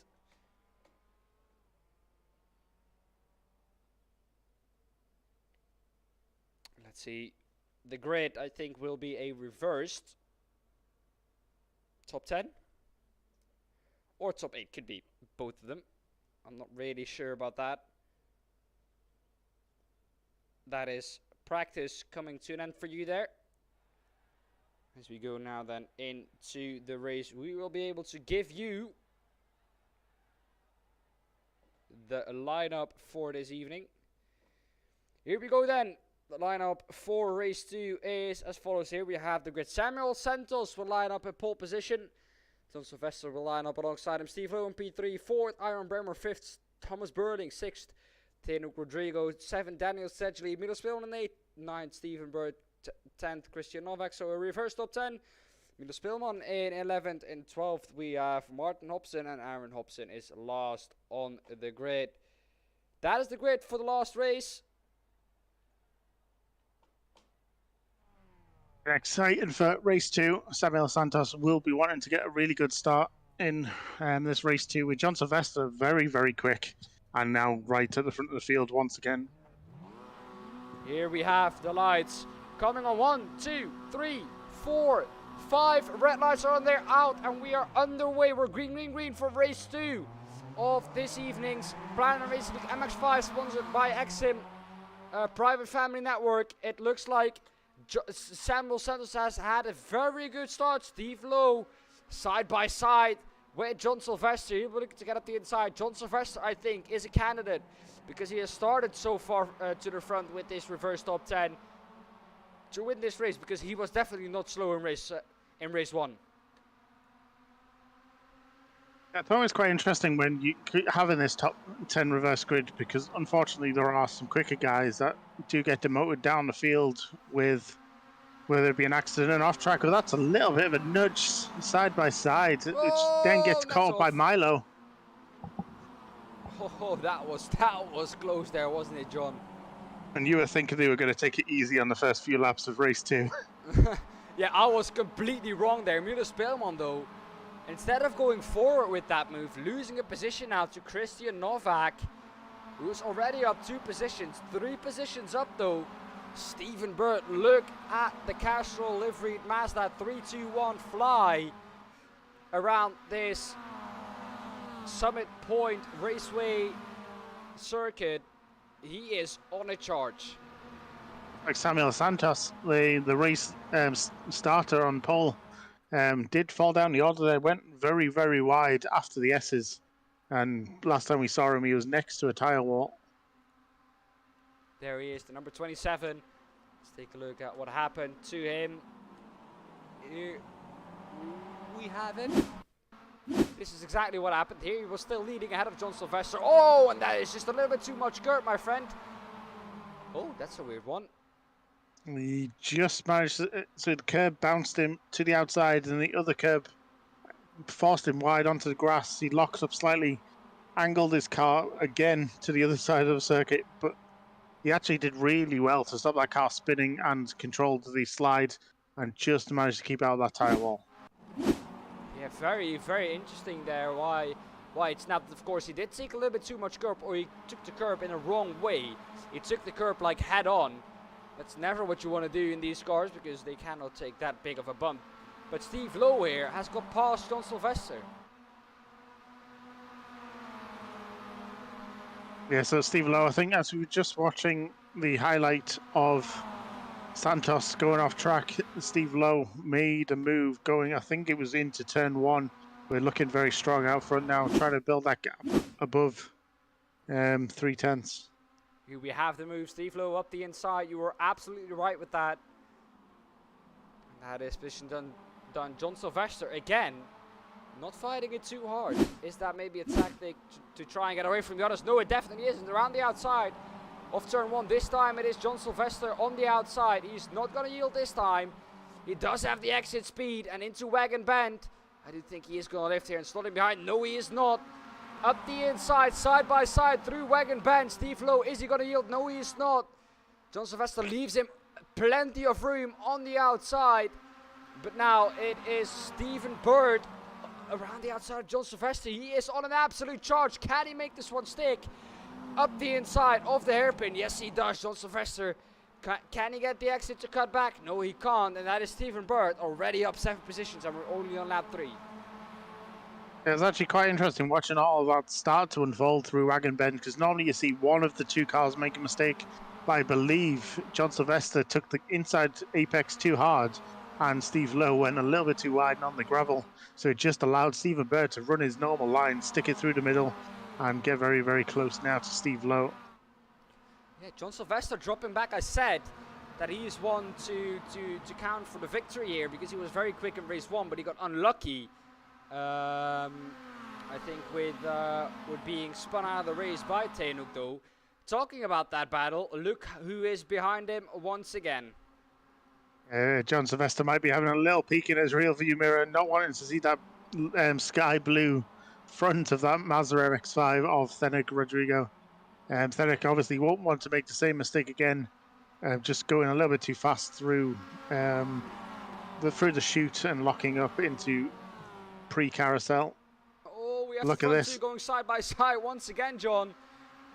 And that looks like Steve Lowe now is going to lose 2 positions. The exact same is going to happen, and we have Stephen Bird leading the race once again. Yeah, so these are just none of these are giving up for this. He almost actually lost 3. Fenwick almost got past him as well. Steve Lowe managed to do a little bit of damage control, only drops down to P3, and we'll have to try and find another push to go again. But don't forget, everyone watching at home, there's still 25 minutes of this race to go, and these are just fighting like it's the last lap of race 1. Well, look how close they are from P1 to P10. They are all within a second of each other. And of course, when you're within a second, Stephen Bird pitting now. That is what I said. He is going to pit very, very early because he knows he has the pace. John Sylvester, though, is he going to react now or is he going to stay out? Yeah, it's going to be interesting. Like you said, very early stop from Stephen Bird, but it will allow him to not battle any of them people around him. That's a crash. Oh, It no. Steve Lowe's been spun. Nice little flick spin there by Stephen, nice and tight as well. So even if anyone was coming through that corner, he had an outside line to take. But that's going to be massive, especially for Stephen Bird, who just pitted, avoided all of that carnage, and is probably going to be plus, I'd say, 3 to 5 seconds by the time that the rest of them pit. Yeah, and I think Thomas Burling here, who was in the number 13. No, that is not Thomas Burling. Here we have the number Christian Novak. He caused that. Let's take a look at that once again. On board here with Christian Novak. He's gonna miss his braking point if you look at the left.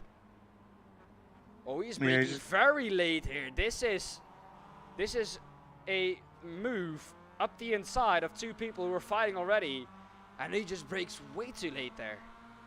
Yeah, unfortunately, I'd have to say that is a bit of a dive bomb, kind of unnecessary, especially with so far of the race still to go. Stephen Lowe now comes in for his pit, looking very damaged on that side of the car. Maybe got caught up a second time as he was sideways. But John Sylvester is leading this race by a second at the moment, with Fenwick Rodrigo in P2, closing that gap actually. Christian Novak side by side with Milo going towards Wagon Bend. Well, I think that Dan or Stephen Bird has gone into the pits to get some clean air. That has worked. He is now 9.3 behind Martin Hobson. But John Sylvester, his nearest rival, at the point from him going into the pits, now has clean air as well. So the thing is, he can have clean air, but his rival has it as well. So it's not going to gain him anything. His car is heavier, so he's going to lose more time, I think, than he will gain here. Even Low actually already 50 seconds, sorry, in that pit box, so he must be repairing damage as well. Might that be some required repairs?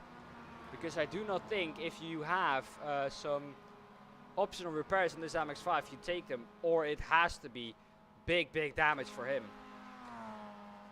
Yeah, it's definitely unlucky. Steve Lowe was looking very strong, and it's just not worked out from this time round. Stephen Bird now up to P9 now, so his race is going okay, and only a small gap as Sylvester and Novak are coming out the pit. Stephen Bird has successfully used his strategy to his advantage and got a gap on them too.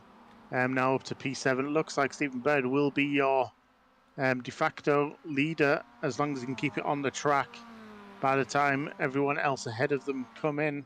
But Stephen Bird playing the strategy to perfection in this race too. As you can see on your bottom right now, you can see the pit stop strategy. The lap that is showing up, the number that is showing up, is the lap in which they pitted. So Stephen Bird pitting on lap 4. Daniel Sedgley pitting on lap 5.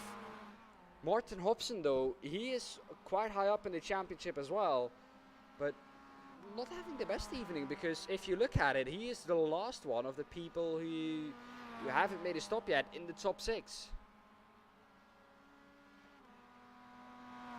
So he's gonna at least drop back behind Stephen Bird and Daniel Sedgley. Yeah, so I'm just trying to have a quick look at the gap from Stephen Bird. So that's definitely less than a pit stop that Stephen Bird has the advantage of once everyone does come into the pits. So Stephen Bird doing everything he needed to do and managed to stay out of that carnage that involves Steve Lowe, who's actually unfortunately retired from this race. Yeah. Well, John Sylvester, he is doing a cracker job, but in P10, as we can see, Daniel Sedgley and Stephen Bird and Christian Novak, they all pitted, and they are ahead of him. So I don't know what has happened exactly there, because remember, he pitted from the lead of the race.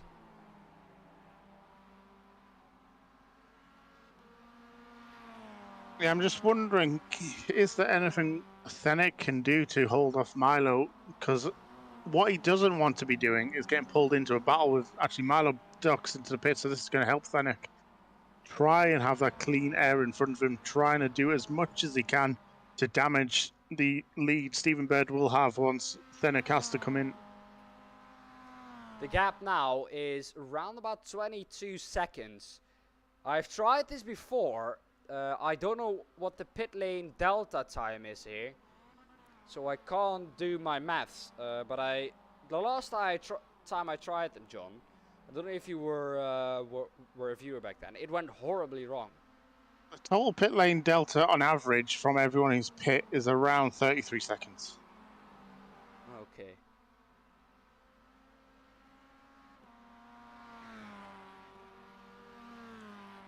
Well, he will have to stop, I think, exactly the same amount as anyone else does. So he's going to have to increase that gap. And at the moment, to Steve Bird, he is doing, though. I'm going to keep you posted, though, on the last lap time from every driver, because this could be a very interesting fight come the end of the race, because we still have 18, the best part of 17 minutes left. And Tenoch Rodrigo is, I think, not going to look to pit very early on here.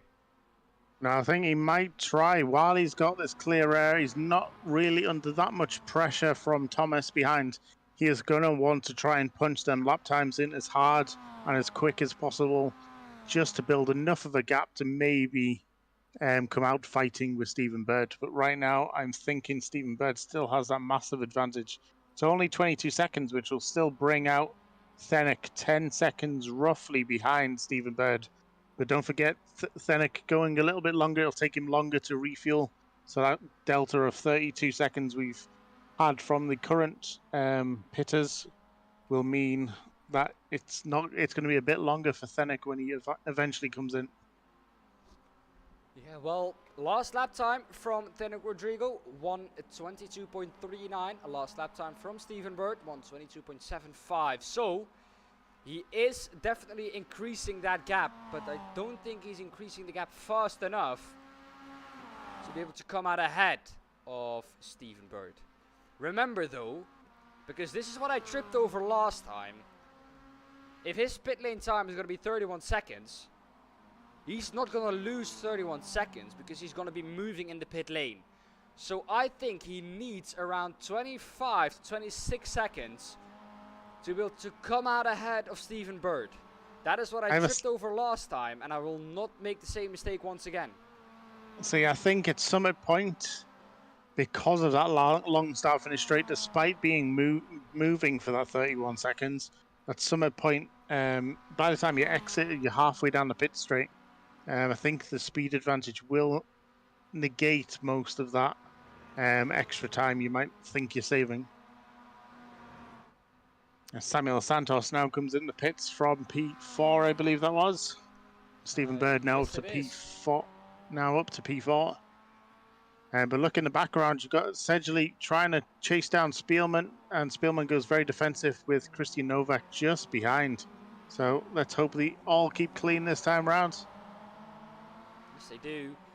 With the better exit, Milo Spielman with the better exit. Now, can he keep it around the outside? We know Milo is not someone who's going to yield here. And this time he does. He has learned from the mistake he made, but that is now going to allow Christian Novak to try it around the outside. Milo Spielman is going to, I think, keep hold of that outside, because you do want the outside and the right-hander there, because that's going to give you the inside for this slower turn. Yeah, I think Christian has learned a little bit from that late break into T1 earlier. Just playing a little bit more patient. He realizes he is very, very quick across both of these races. He's been very, very quick, and he knows he can get past people if he can just try and fight the urge to always be trying to overtake in every opportunity. It's an urge we all fight when we're driving cars. The adrenaline gets us, and we're just trying to get past as quick as possible. Especially in a half endurance race, because half an hour I can't really call an endurance race. It is still a sprint, but the fact that pit stops are included though makes it a little bit more of an endurance race, kind of like a little bit more of an endurance race, if you know what I mean. Yeah, as we see Milo trying to go down the inside, but Daniel Sedgley, the current championship leader, doing exactly what you'd expect from a championship leader, holding that line on the outside, making sure he got the perfect speeds through it, as Milo has to go defensive again from Christian Novak. Novak's going to be wanting to get past him. Can't quite get alongside and be allowed the space. Let's see what Milo does going into, I forget what this corner is called again. The chute, sorry. Now then into the carousel. You can see how much Christian is working that wheel. Very much stable, this car, but over the curbs it can get a little bit unsettled. And I have to say, although this was something that I raced in my rookie career of iRacing, I do like these cars. If you look at it, it is such close racing. The thing is, if you lose that toe, you're immediately half a second to 7/10 slower a lap. Yeah, they are definitely a car I wish I hadn't jumped out of quite so early.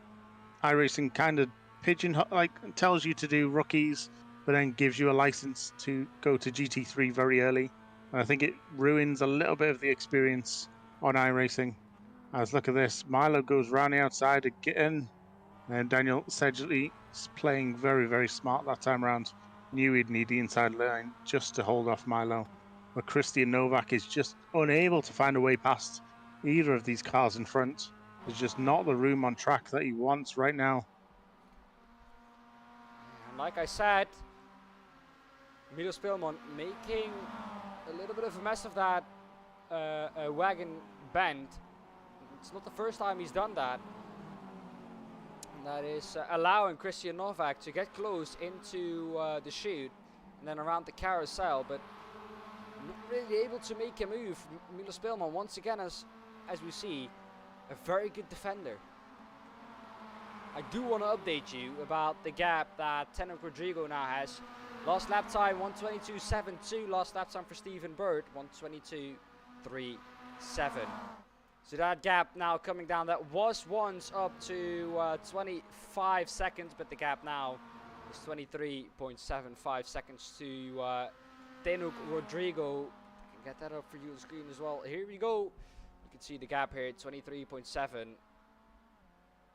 Very, very close though, but I don't think it'll be enough for him to come out ahead.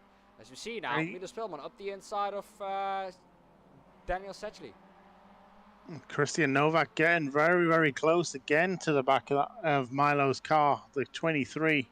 And actually loses a position in that, braking late and going wide.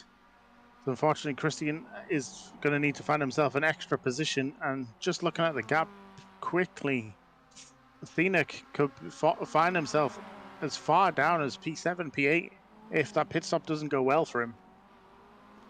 Yeah, well, the fighting from these guys is not going to help him, or is going to help him, of course. But it is going to be very, very close. Remember, Martin and Thomas Burling do both need to make a pit stop as well, together with Tenoch Rodrigo. So where those guys will come out, Thomas Burling, I think, if he can get a good run off, or a good run now, he might be able to come out on P5, just ahead of these guys. Because the fighting that they're doing now is not gaining them any time. In hindsight, it's losing them a lot of time. I think they're currently not losing as much as they could be if they kept going side by side through all of the corners. They are kind of towing each other along as much as they are fighting through some of the tighter sections. But look at this, it looks like John Sylvester is once again going wide, 3 wide into T1. This is not normally a way to end well. It does though. Just get away from it with it, sorry. It does end well this time. John Sylvester up the inside of Daniel Sedgley. He knows he has a championship to think about, but he keeps it around the outside. Beautiful move by Daniel Sedgley. He's not scared of anything there. And he even got the run on Milo Spillman. Like we said, normally not the fastest Milo there around a wagon bend. Oh, a little bit wide there is Daniel Sedgley, but he now has the inside for the hairpin. Are they going to touch? There is a little bit of a touch on the exit. Milo Spillman is going to keep it on the inside. And that is, once again, Daniel Sedgley side by side with someone else now. He's really the target here in this group, it looks like, because they all see him as the championship leader. Christian Novak now gets past him as well. Yeah, so that all started back in Wagon Bend, I think. And John Sylvester went slightly wide. It allowed Christian Novak past. And then when Sedgley and Milo were fighting through the tight technical section round Carousel, that just allowed Christian Novak to really set up Daniel. And it's going to be interesting seeing the 23 car hold off the 13 car now. And these have all pitted as well. So then no one's going to gain an advantage through a pit stop. Well, we saw that you could pit with 5 minutes to go, so I do expect Tenoch Rodrigo in within a couple of laps. I think 2 or 3 laps is the maximum he can do now. But look, Stephen Bird, 25.1 seconds, so he is creating that gap. It looks like he is faster than Stephen Bird at the moment. Yeah, he's definitely quicker, but it's whether you can actually carry that on. Because hold on, John. Tenoch Rodrigo up the inside of Milo Spillman. Is Milo going to do the same as he did with Daniel Sedgley? Yes, he is. Keeps it up the inside. And is now Daniel Sedgley going to be able to capitalize on this? No, he is not. But look at Christian Novak. He has done this multiple times. He is a very smart driver, as we saw. He capitalized on someone going wide, someone going defensive. What you do, it will always play into the hands of this man. It seems like Christian Novak trying the cutback there, but not really working. Tenoch Rodrigo now, big news, into the pit lane. He is on the pit exit. Let's see. Stephen Bird has got past. And like you said, that is around the 33-second gap that you lose. Yeah, so Stephen Bird now finds himself Look at that. Teno close. Rodrigo behind all of them. I was wondering, I did roughly predict it would be about P7 or 8 you'd come out, and it looks like I was correct this time round.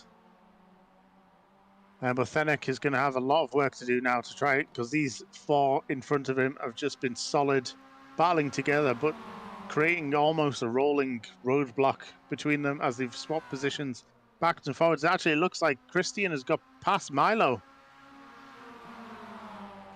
We will take a look now at how that happened. Here we go. Oh, did they use, let me quickly take a look. Did they use Tinnock as a little bit of a block? It does look like. So that is Christian Novak. We know he has the speed, and now he is able, I think he's now released to chase down Stephen Bird. And the final car now, Thomas Burling is in the pits. So Stephen Bird, I predict, should... Oh, no, he is actually going to pass him now. So Stephen Bird is your leader with only 6 minutes to go now. Thomas Burling managed to do his pit quite well at the moment, but he could be swallowed up by the faster cars that I predicted. It looks like he's slotted in ahead of Thenok. So what a perfect strategy, actually. Oh, no, he doesn't. Tenno goes wide. No, he doesn't. He's never going to make that, is he? Yes, he is. What a move up the inside. A launch and a half. That was lick the stamp and send it. If I've ever seen one, what a move. It looked like the strategy was going to play out perfectly for Thomas, but the closing speed, like I thought, on that start-finish straight was just too much. And Thenok has actually got past Daniel Sedgley and now chasing down John Silvestre. Up ahead of this battle, though, Milo Spelman again around the outside of Christian Novak. Is he going to be able to make this one stick? Yes, he is. And it will be Milo Spelman ahead of Christian Novak once again. He does force him wide. Milo, that is not the way to go, buddy. He did not leave him enough room, in my opinion, there. What is your look at that? That was very, very tight. I was focusing on I was actually looking at the cars ahead. I saw Christian go a little bit wide. I was just making sure he didn't spin across the track and catch them. But I don't know. It's a little bit of aggressive driving, but I think it's all right. We do like a little bit of aggressive driving. Well, I do anyway. Look who's coming through behind all of this. Teno Rodrigo in P4 at the moment. He's going to try a launch up the inside of John Silvestre. He's definitely having a look. Is he going to be the latest of the latest breakers once again? Yes, he is. Can he keep it pinned to the apex? Yes, he can. Oh, so close to the back of Milo Spelman there. But Teno Rodrigo is capitalizing on these guys fighting as if their life is depending on it. Yeah, this has been some fantastic driving. Race 1 was exciting. Race 2, this mid-pack is absolutely amazing. We got 5 close cars. 6, sorry, losing my ability to count as this race goes on. But these 6 cars, very, very close. Played different pit strategies. All but 2 of them coming in very early, but then 2 of them coming in late. And Thenok is now up into a podium position. So Thenok has done really well to go from first only down to third after a few nice maneuvers through the field after he came out of that pit lane.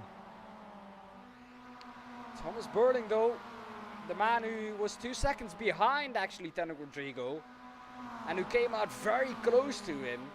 But that is what I found the most interesting. That might be pit entry and pit exit, but he was very close to him there, although the gap was plus 2 seconds when Teno came in.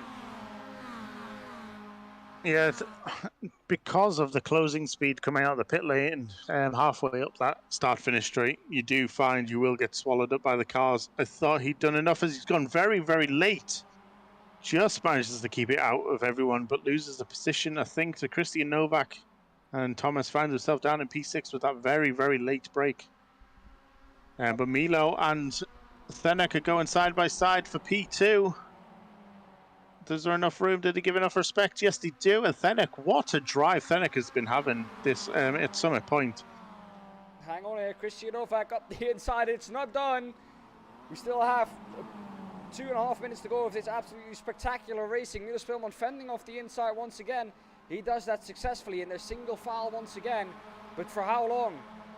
Let's switch back to interval. I think it'll be quite interesting to see what the interval now between Thenek and Milo is. Because Thenek is doing exactly what he needs to do, trying to build that gap with probably 2-3 laps to go. Of course, the fighting behind him is helping him, but oh, look at that. Christian Novak getting the run once again. Paddock Bend is his corner, it seems like. Very good run once again. He's going to try and go, I think, up the inside here. There's at least 2 more laps of this race to go, so anything could happen within this top between position 2 and 6 as Thenek goes down the inside. Wow, what a send by Thomas Burling. Just keeps the car out of trouble. But now we're going almost 3 wide through Wagon as Christian backs off wisely.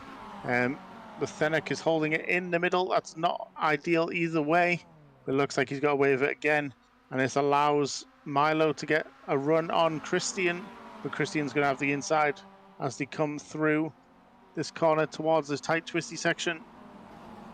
We've seen Milo here keeping it around the outside a couple of times. And he gets the run once again here. Oh, so close to the back of Christian Novak, his Mazda. And again, Milos Spelman is up the inside. He's going to go over the curve. That is going to unsettle his Mazda. But can he keep it up the inside now? The corner to the right. You do want to run wider. They both don't. But Christian Novak being very respectful here. Maybe losing another position in being so. John Sylvester also up the inside. And this is allowing Thenek Rodrigo to run away with it. Last lap on Summit Point Raceway here for this evening's coverage.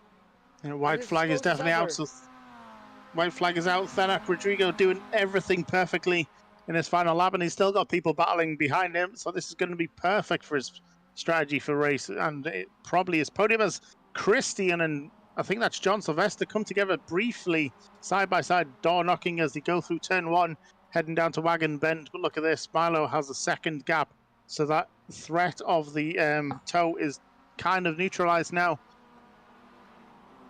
Down the inside goes John Sylvester and Daniel Sedgley, not making the move work, but in doing so, he has allowed Thomas Burling to go side by side with him.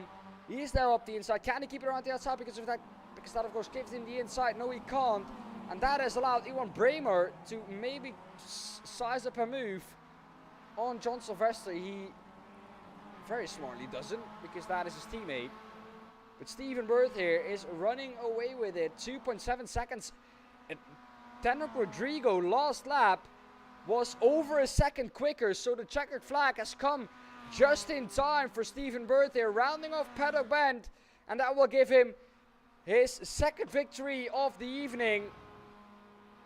The checkered flag is out, and that checkered flag has come just in time because Thenek Rodrigo was closing up very, very quickly. He finishes in P2. Just behind that, Christian Novak just ahead of Daniel Sedgley. Thomas Burling just ahead of John Sylvester. 20,000s in it there. What a close finish here, John. Yeah, it was such a fantastic race. I thought race 1 was going to be the highlight of my evening, but then race 2 came along and absolutely knocked that straight into the bin, because race 2 is just exciting from the beginning for the first lap all the way to the last lap. This is Milos Spelman. Look, Milos Spelman has dropped down. He is out of fuel. I think he's out of fuel. Oh no! That's so unlucky for Milo. He was doing so good. He is out of the race, Milos Spelman, with that fighting. And that, I think, is why they were all held up behind him. He was out of fuel. Oh no, Milo, what have you done there, buddy? That is very, very unfortunate. I think he was almost across the line when he had to retire. Very, very unfortunate there, John. It is super unfortunate. And also unfortunate, I have to now run away. Not before you've done the result of the feature race. So P1, Stephen Bird's the winner by 2.5 seconds over Thenek Rodrigo. And then Christian Novak, P3. Daniel Sedgley, P4. Thomas Burling, P5. John Sylvester, P6. Iwan Bremer, P7. Miles Owens, P8. Martin Hobson, P9. Samuel Santos, P10. Milo Spielman in P11. Steve Lowe, P12. And Aaron Hobson, P13. Well, John, I'm gonna thank you for being alongside me tonight. It's been a pleasure, and yeah, we've had some amazing racing to entertain us. Yeah, pleasure's all mine, but I do have to run. Thank you, everyone who watched along. Thank you to PRL to let me do this, and I will see you again, I'm sure, very soon. But from me, that's a good night. Well, then we will, if there is anyone in the commentary booth. Well, there we go. We do have our winner of this evening, Stephen Bird, in the commentary booth now. Welcome. Hey Dan, you alright? Yeah, how are you this fine evening, sir? Yeah, that one went better than most. Well, tell us, because of course we saw that you took the victory in the second race. You ran away with it, but were you tight on fuel though? Because it looked like you had to save it a little bit those last few laps. Yeah, to be honest, that was a bit of a miscalculation. I think because I pitted so early, my fuel calculator didn't quite give me the right number, and fortunately, I had a big enough gap so I could save pretty much every lap with the guys behind battling. And yeah, just managed to hold on. I was literally spluttering over the line. Yeah. Well, we saw, of course, that you were not the only one tied on fuel. Milos Speelman, I think, came to a halt just before the line, so Right. it could have gone either way. But congratulations on the victory. Tell us, how did you come up with pitting that early? It was just a case because I'd got through the traffic and managed to get to the front, and I knew a couple of the faster guys were still held up behind other cars. I thought if I jump in now, get clear air, then I stand a chance at having a good pace and staying in front, because I don't think I had the outright pace out of everyone, but I had to make the strategy work. Yeah. Well, of course, we had a couple of challenging corners on this track, Stephen. Two of them being, of course, Paddock Bend, the last corner, and Wagon Bend, that is, I think, turn 4 on this track, the fast left-hander uphill. Tell us, how was it to navigate the Wagon Bend, so the fast left-hander uphill? Yeah, these cars are very forgiving, really. So you can take a few chances and get away with a few things. So not too bad at all, really. Like I've driven it in GT3s, and if you put two wheels on the grass, you can be off into the woods. But the Mazda's such a good little car that you can drive it pretty hard through there. Yeah. Well, Stephen, of course, in the championship, it is beginning to look good for you now as well. Yeah, that's good. It's make it nice and close. At least it gives it a bit more exciting towards the end. Yeah. Well, Stephen, it's been amazing seeing you out on track today. Thank you for your time, and we'll see you out there next week. Thanks for the commentary and everything you do. Cheers, buddy. Thank you. Bye bye. Yeah. Well, we move on then, and we will get another man in who has driven his heart out this evening. A very good strategy in race 2, and sadly for him, the checker flag came in time for Stephen because he was tied on fuel. Tanak, welcome. Hello. Well, tell us, how was it from your point of view, the second race? Of course, we saw that you went long. You tried to build out the gap to, I think, Stephen to come out ahead of him. It didn't quite work. We saw that it was very close together with, I think, Thomas in the end as well, who was 2 seconds behind you. So tell us, how did your pit stop go, and how did it play out in the end for you? So I came into the pits and made a bit of a mistake there because I went past my pit mark, so I had to reverse, and I think I lost about 2 seconds from that, and that's what put me behind the pack. And so the rest of my stint was just making up the time I lost from that. But I'm really glad I managed to get it back to P2. It was a really good race. Yeah. Well, of course, we saw that Stephen was very tight on fuel in the last few laps. You were making inroads like as if it was nothing. 2.7 seconds was the gap, I think, again, 2.7, 2.6. What were you thinking when you saw the gap coming down that fast? Yeah, I was really confused for a second there, and I think if we had a couple more laps, the race win would have been possible. But yeah, I was confused for a second there, and then I sort of realized he'd run out of fuel. Yeah. Well, if we had one more lap, I think he would have won because he was he was stuttering over the line. So Yeah. he was almost perfect on fuel.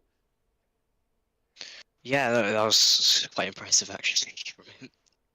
Well, of course, we have a few challenging corners out on track today as well. I asked this question to Steven as well, but wagon bend and paddock bend. So the last corner and corner number 4, the fast left-hander uphill, Yeah. are very tricky. Tell us, how was it navigating those corners for like 45 minutes this evening? Because it looked like it was very tricky.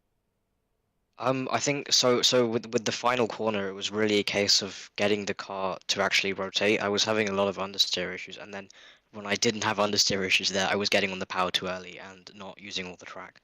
But with turn 4, I think it's always a case of using as much as you can without getting enough track. So you get away with using a bit of gravel there. So that's sort of the thing I had to adapt to during the race, especially having cars ahead of you where you can't really see the exit very well. Yeah. Well, congratulations on your second place in race 2. It was amazing to see you charge through the pack, and thank you for your time, and we'll see you out there next week. Thank you. Have a nice day. Well, we move on to someone who has been very, very quick, but was caught up in a lot of fighting, and sadly came to a stop right in front of the finish line. Welcome, Milo. Hello. Milo, tell us, race 2 was fighting left, right, and center for you, but stopping just in front of the finish line must be so gutting for you. Yeah, that sucks. I just run out of fuel. I don't know why. I thought I overfueled a lot, but then at the end suddenly I just ran out. I didn't expect it at all. It really sucks. Did you calculate it yourself? Do you use something that calculates it for you, or? I usually use something that calculate for me, but they always, because it's 99 laps, they calculate with that, and then they just say I have to pit for a full tank. It's really annoying. But I just did it with myself, and I guess I have to do some math classes because that wasn't correct. Well, yeah. Well, the thing is, you were almost perfect, so you can say in a way, it wasn't correct, but it also wasn't far off. Yeah. But I thought I like overfueled quite a lot. I usually do that just to. I mean, you better be safe than sorry, you know. Yeah. But yeah, I know how it feels like to be sorry, and it's not nice. Well, Milo, I've asked this question to the two previous guys as well, but I want to ask it to you specifically because it looked like you had some issues this evening with Wagon Bend, the uphill left-hander. Tell us, how was it navigating that? Because it looked like I said, you did have a couple of times where you went a little bit wide on the exit. Yeah, I mean it's a difficult corner. I don't think I did it too much, but a few times. But it's definitely annoying if like there's some drivers that just dive at the inside or try to stick it around the outside there, which is kind of like sometimes you just gotta back out there. Yeah. But overall, I think it was very great racing, and I enjoyed it a lot. Oh yeah. The pack we had in race 2, it was absolutely amazing to watch. We had a blast commentating on it. We were keeping an eye on the gap between Tenuk and Steven ahead during the pit stop, because that gap was close to being side by side coming out of pit lane. But then also we had to keep an eye on you guys fighting. I think it was in a trade of 4 you were, and it was side by side, I think, for every corner you were going through. So it was difficult for us keeping an eye on the gap between those two, and then also keeping an eye on the fighting you guys were doing. But you guys put up an absolute great show. Yeah, it was a lot of side by side all the time, but I loved it, and it's really like I don't know who it was, but there was someone I just couldn't get past him. I tried it like 10 times, I think, down the straight, but he just kept being in front of me in the left hander, and it was very very nice. Yeah, we saw you had kind of like a signature move. Of course, we saw drivers that in the chute, so the right-hander down and then the sharp left-hander, so the hairpin. We saw drivers, of course, if you had the outside on the right-hander, drivers would just give up and just slot in behind. You didn't. You kept the outside, and you always came back in the carousel on the inside, and you were the only one we we saw doing so. So what Yeah. was your tactic there? Well, I think I did that 3 times. I just always, never give up. Only on the last moment you can give up. So I just kept her on the outside, and it's pretty actually easy to do because on the outside there's a lot of grip, and it's really easy to just swoop around the outside. If you can break very late there if you want to go on the outside. And for the next one, there's nothing they can do if you're even a tiny bit on the inside. There's one instance where they ended up in front of me for that corner, but I actually did manage to get side by side through all the next corners, and eventually I came out in front. Yeah. Well, Milo, thank you for your time once again. It's been amazing seeing you guys fight out on track. You made it an absolute spectacle, and I think everyone has enjoyed. Once again, thank you for your time, and I hope to see you out there next time. Yeah, thank you as well for the amazing stream.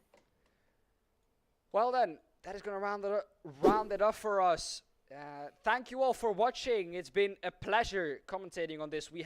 I had a blast commentating on all of it. The guys made it an absolutely amazing fight in the midfield there. It was absolutely amazing trying to keep up with the gap between Steven and I think Rodrigo. But yeah, absolutely amazing there. I hope you guys enjoyed it as much as I did. And it's time to say what I always say. Thank you all for watching. Thank you all for the people who made it possible. And thank you to all the drivers for putting up such a spectacle once again.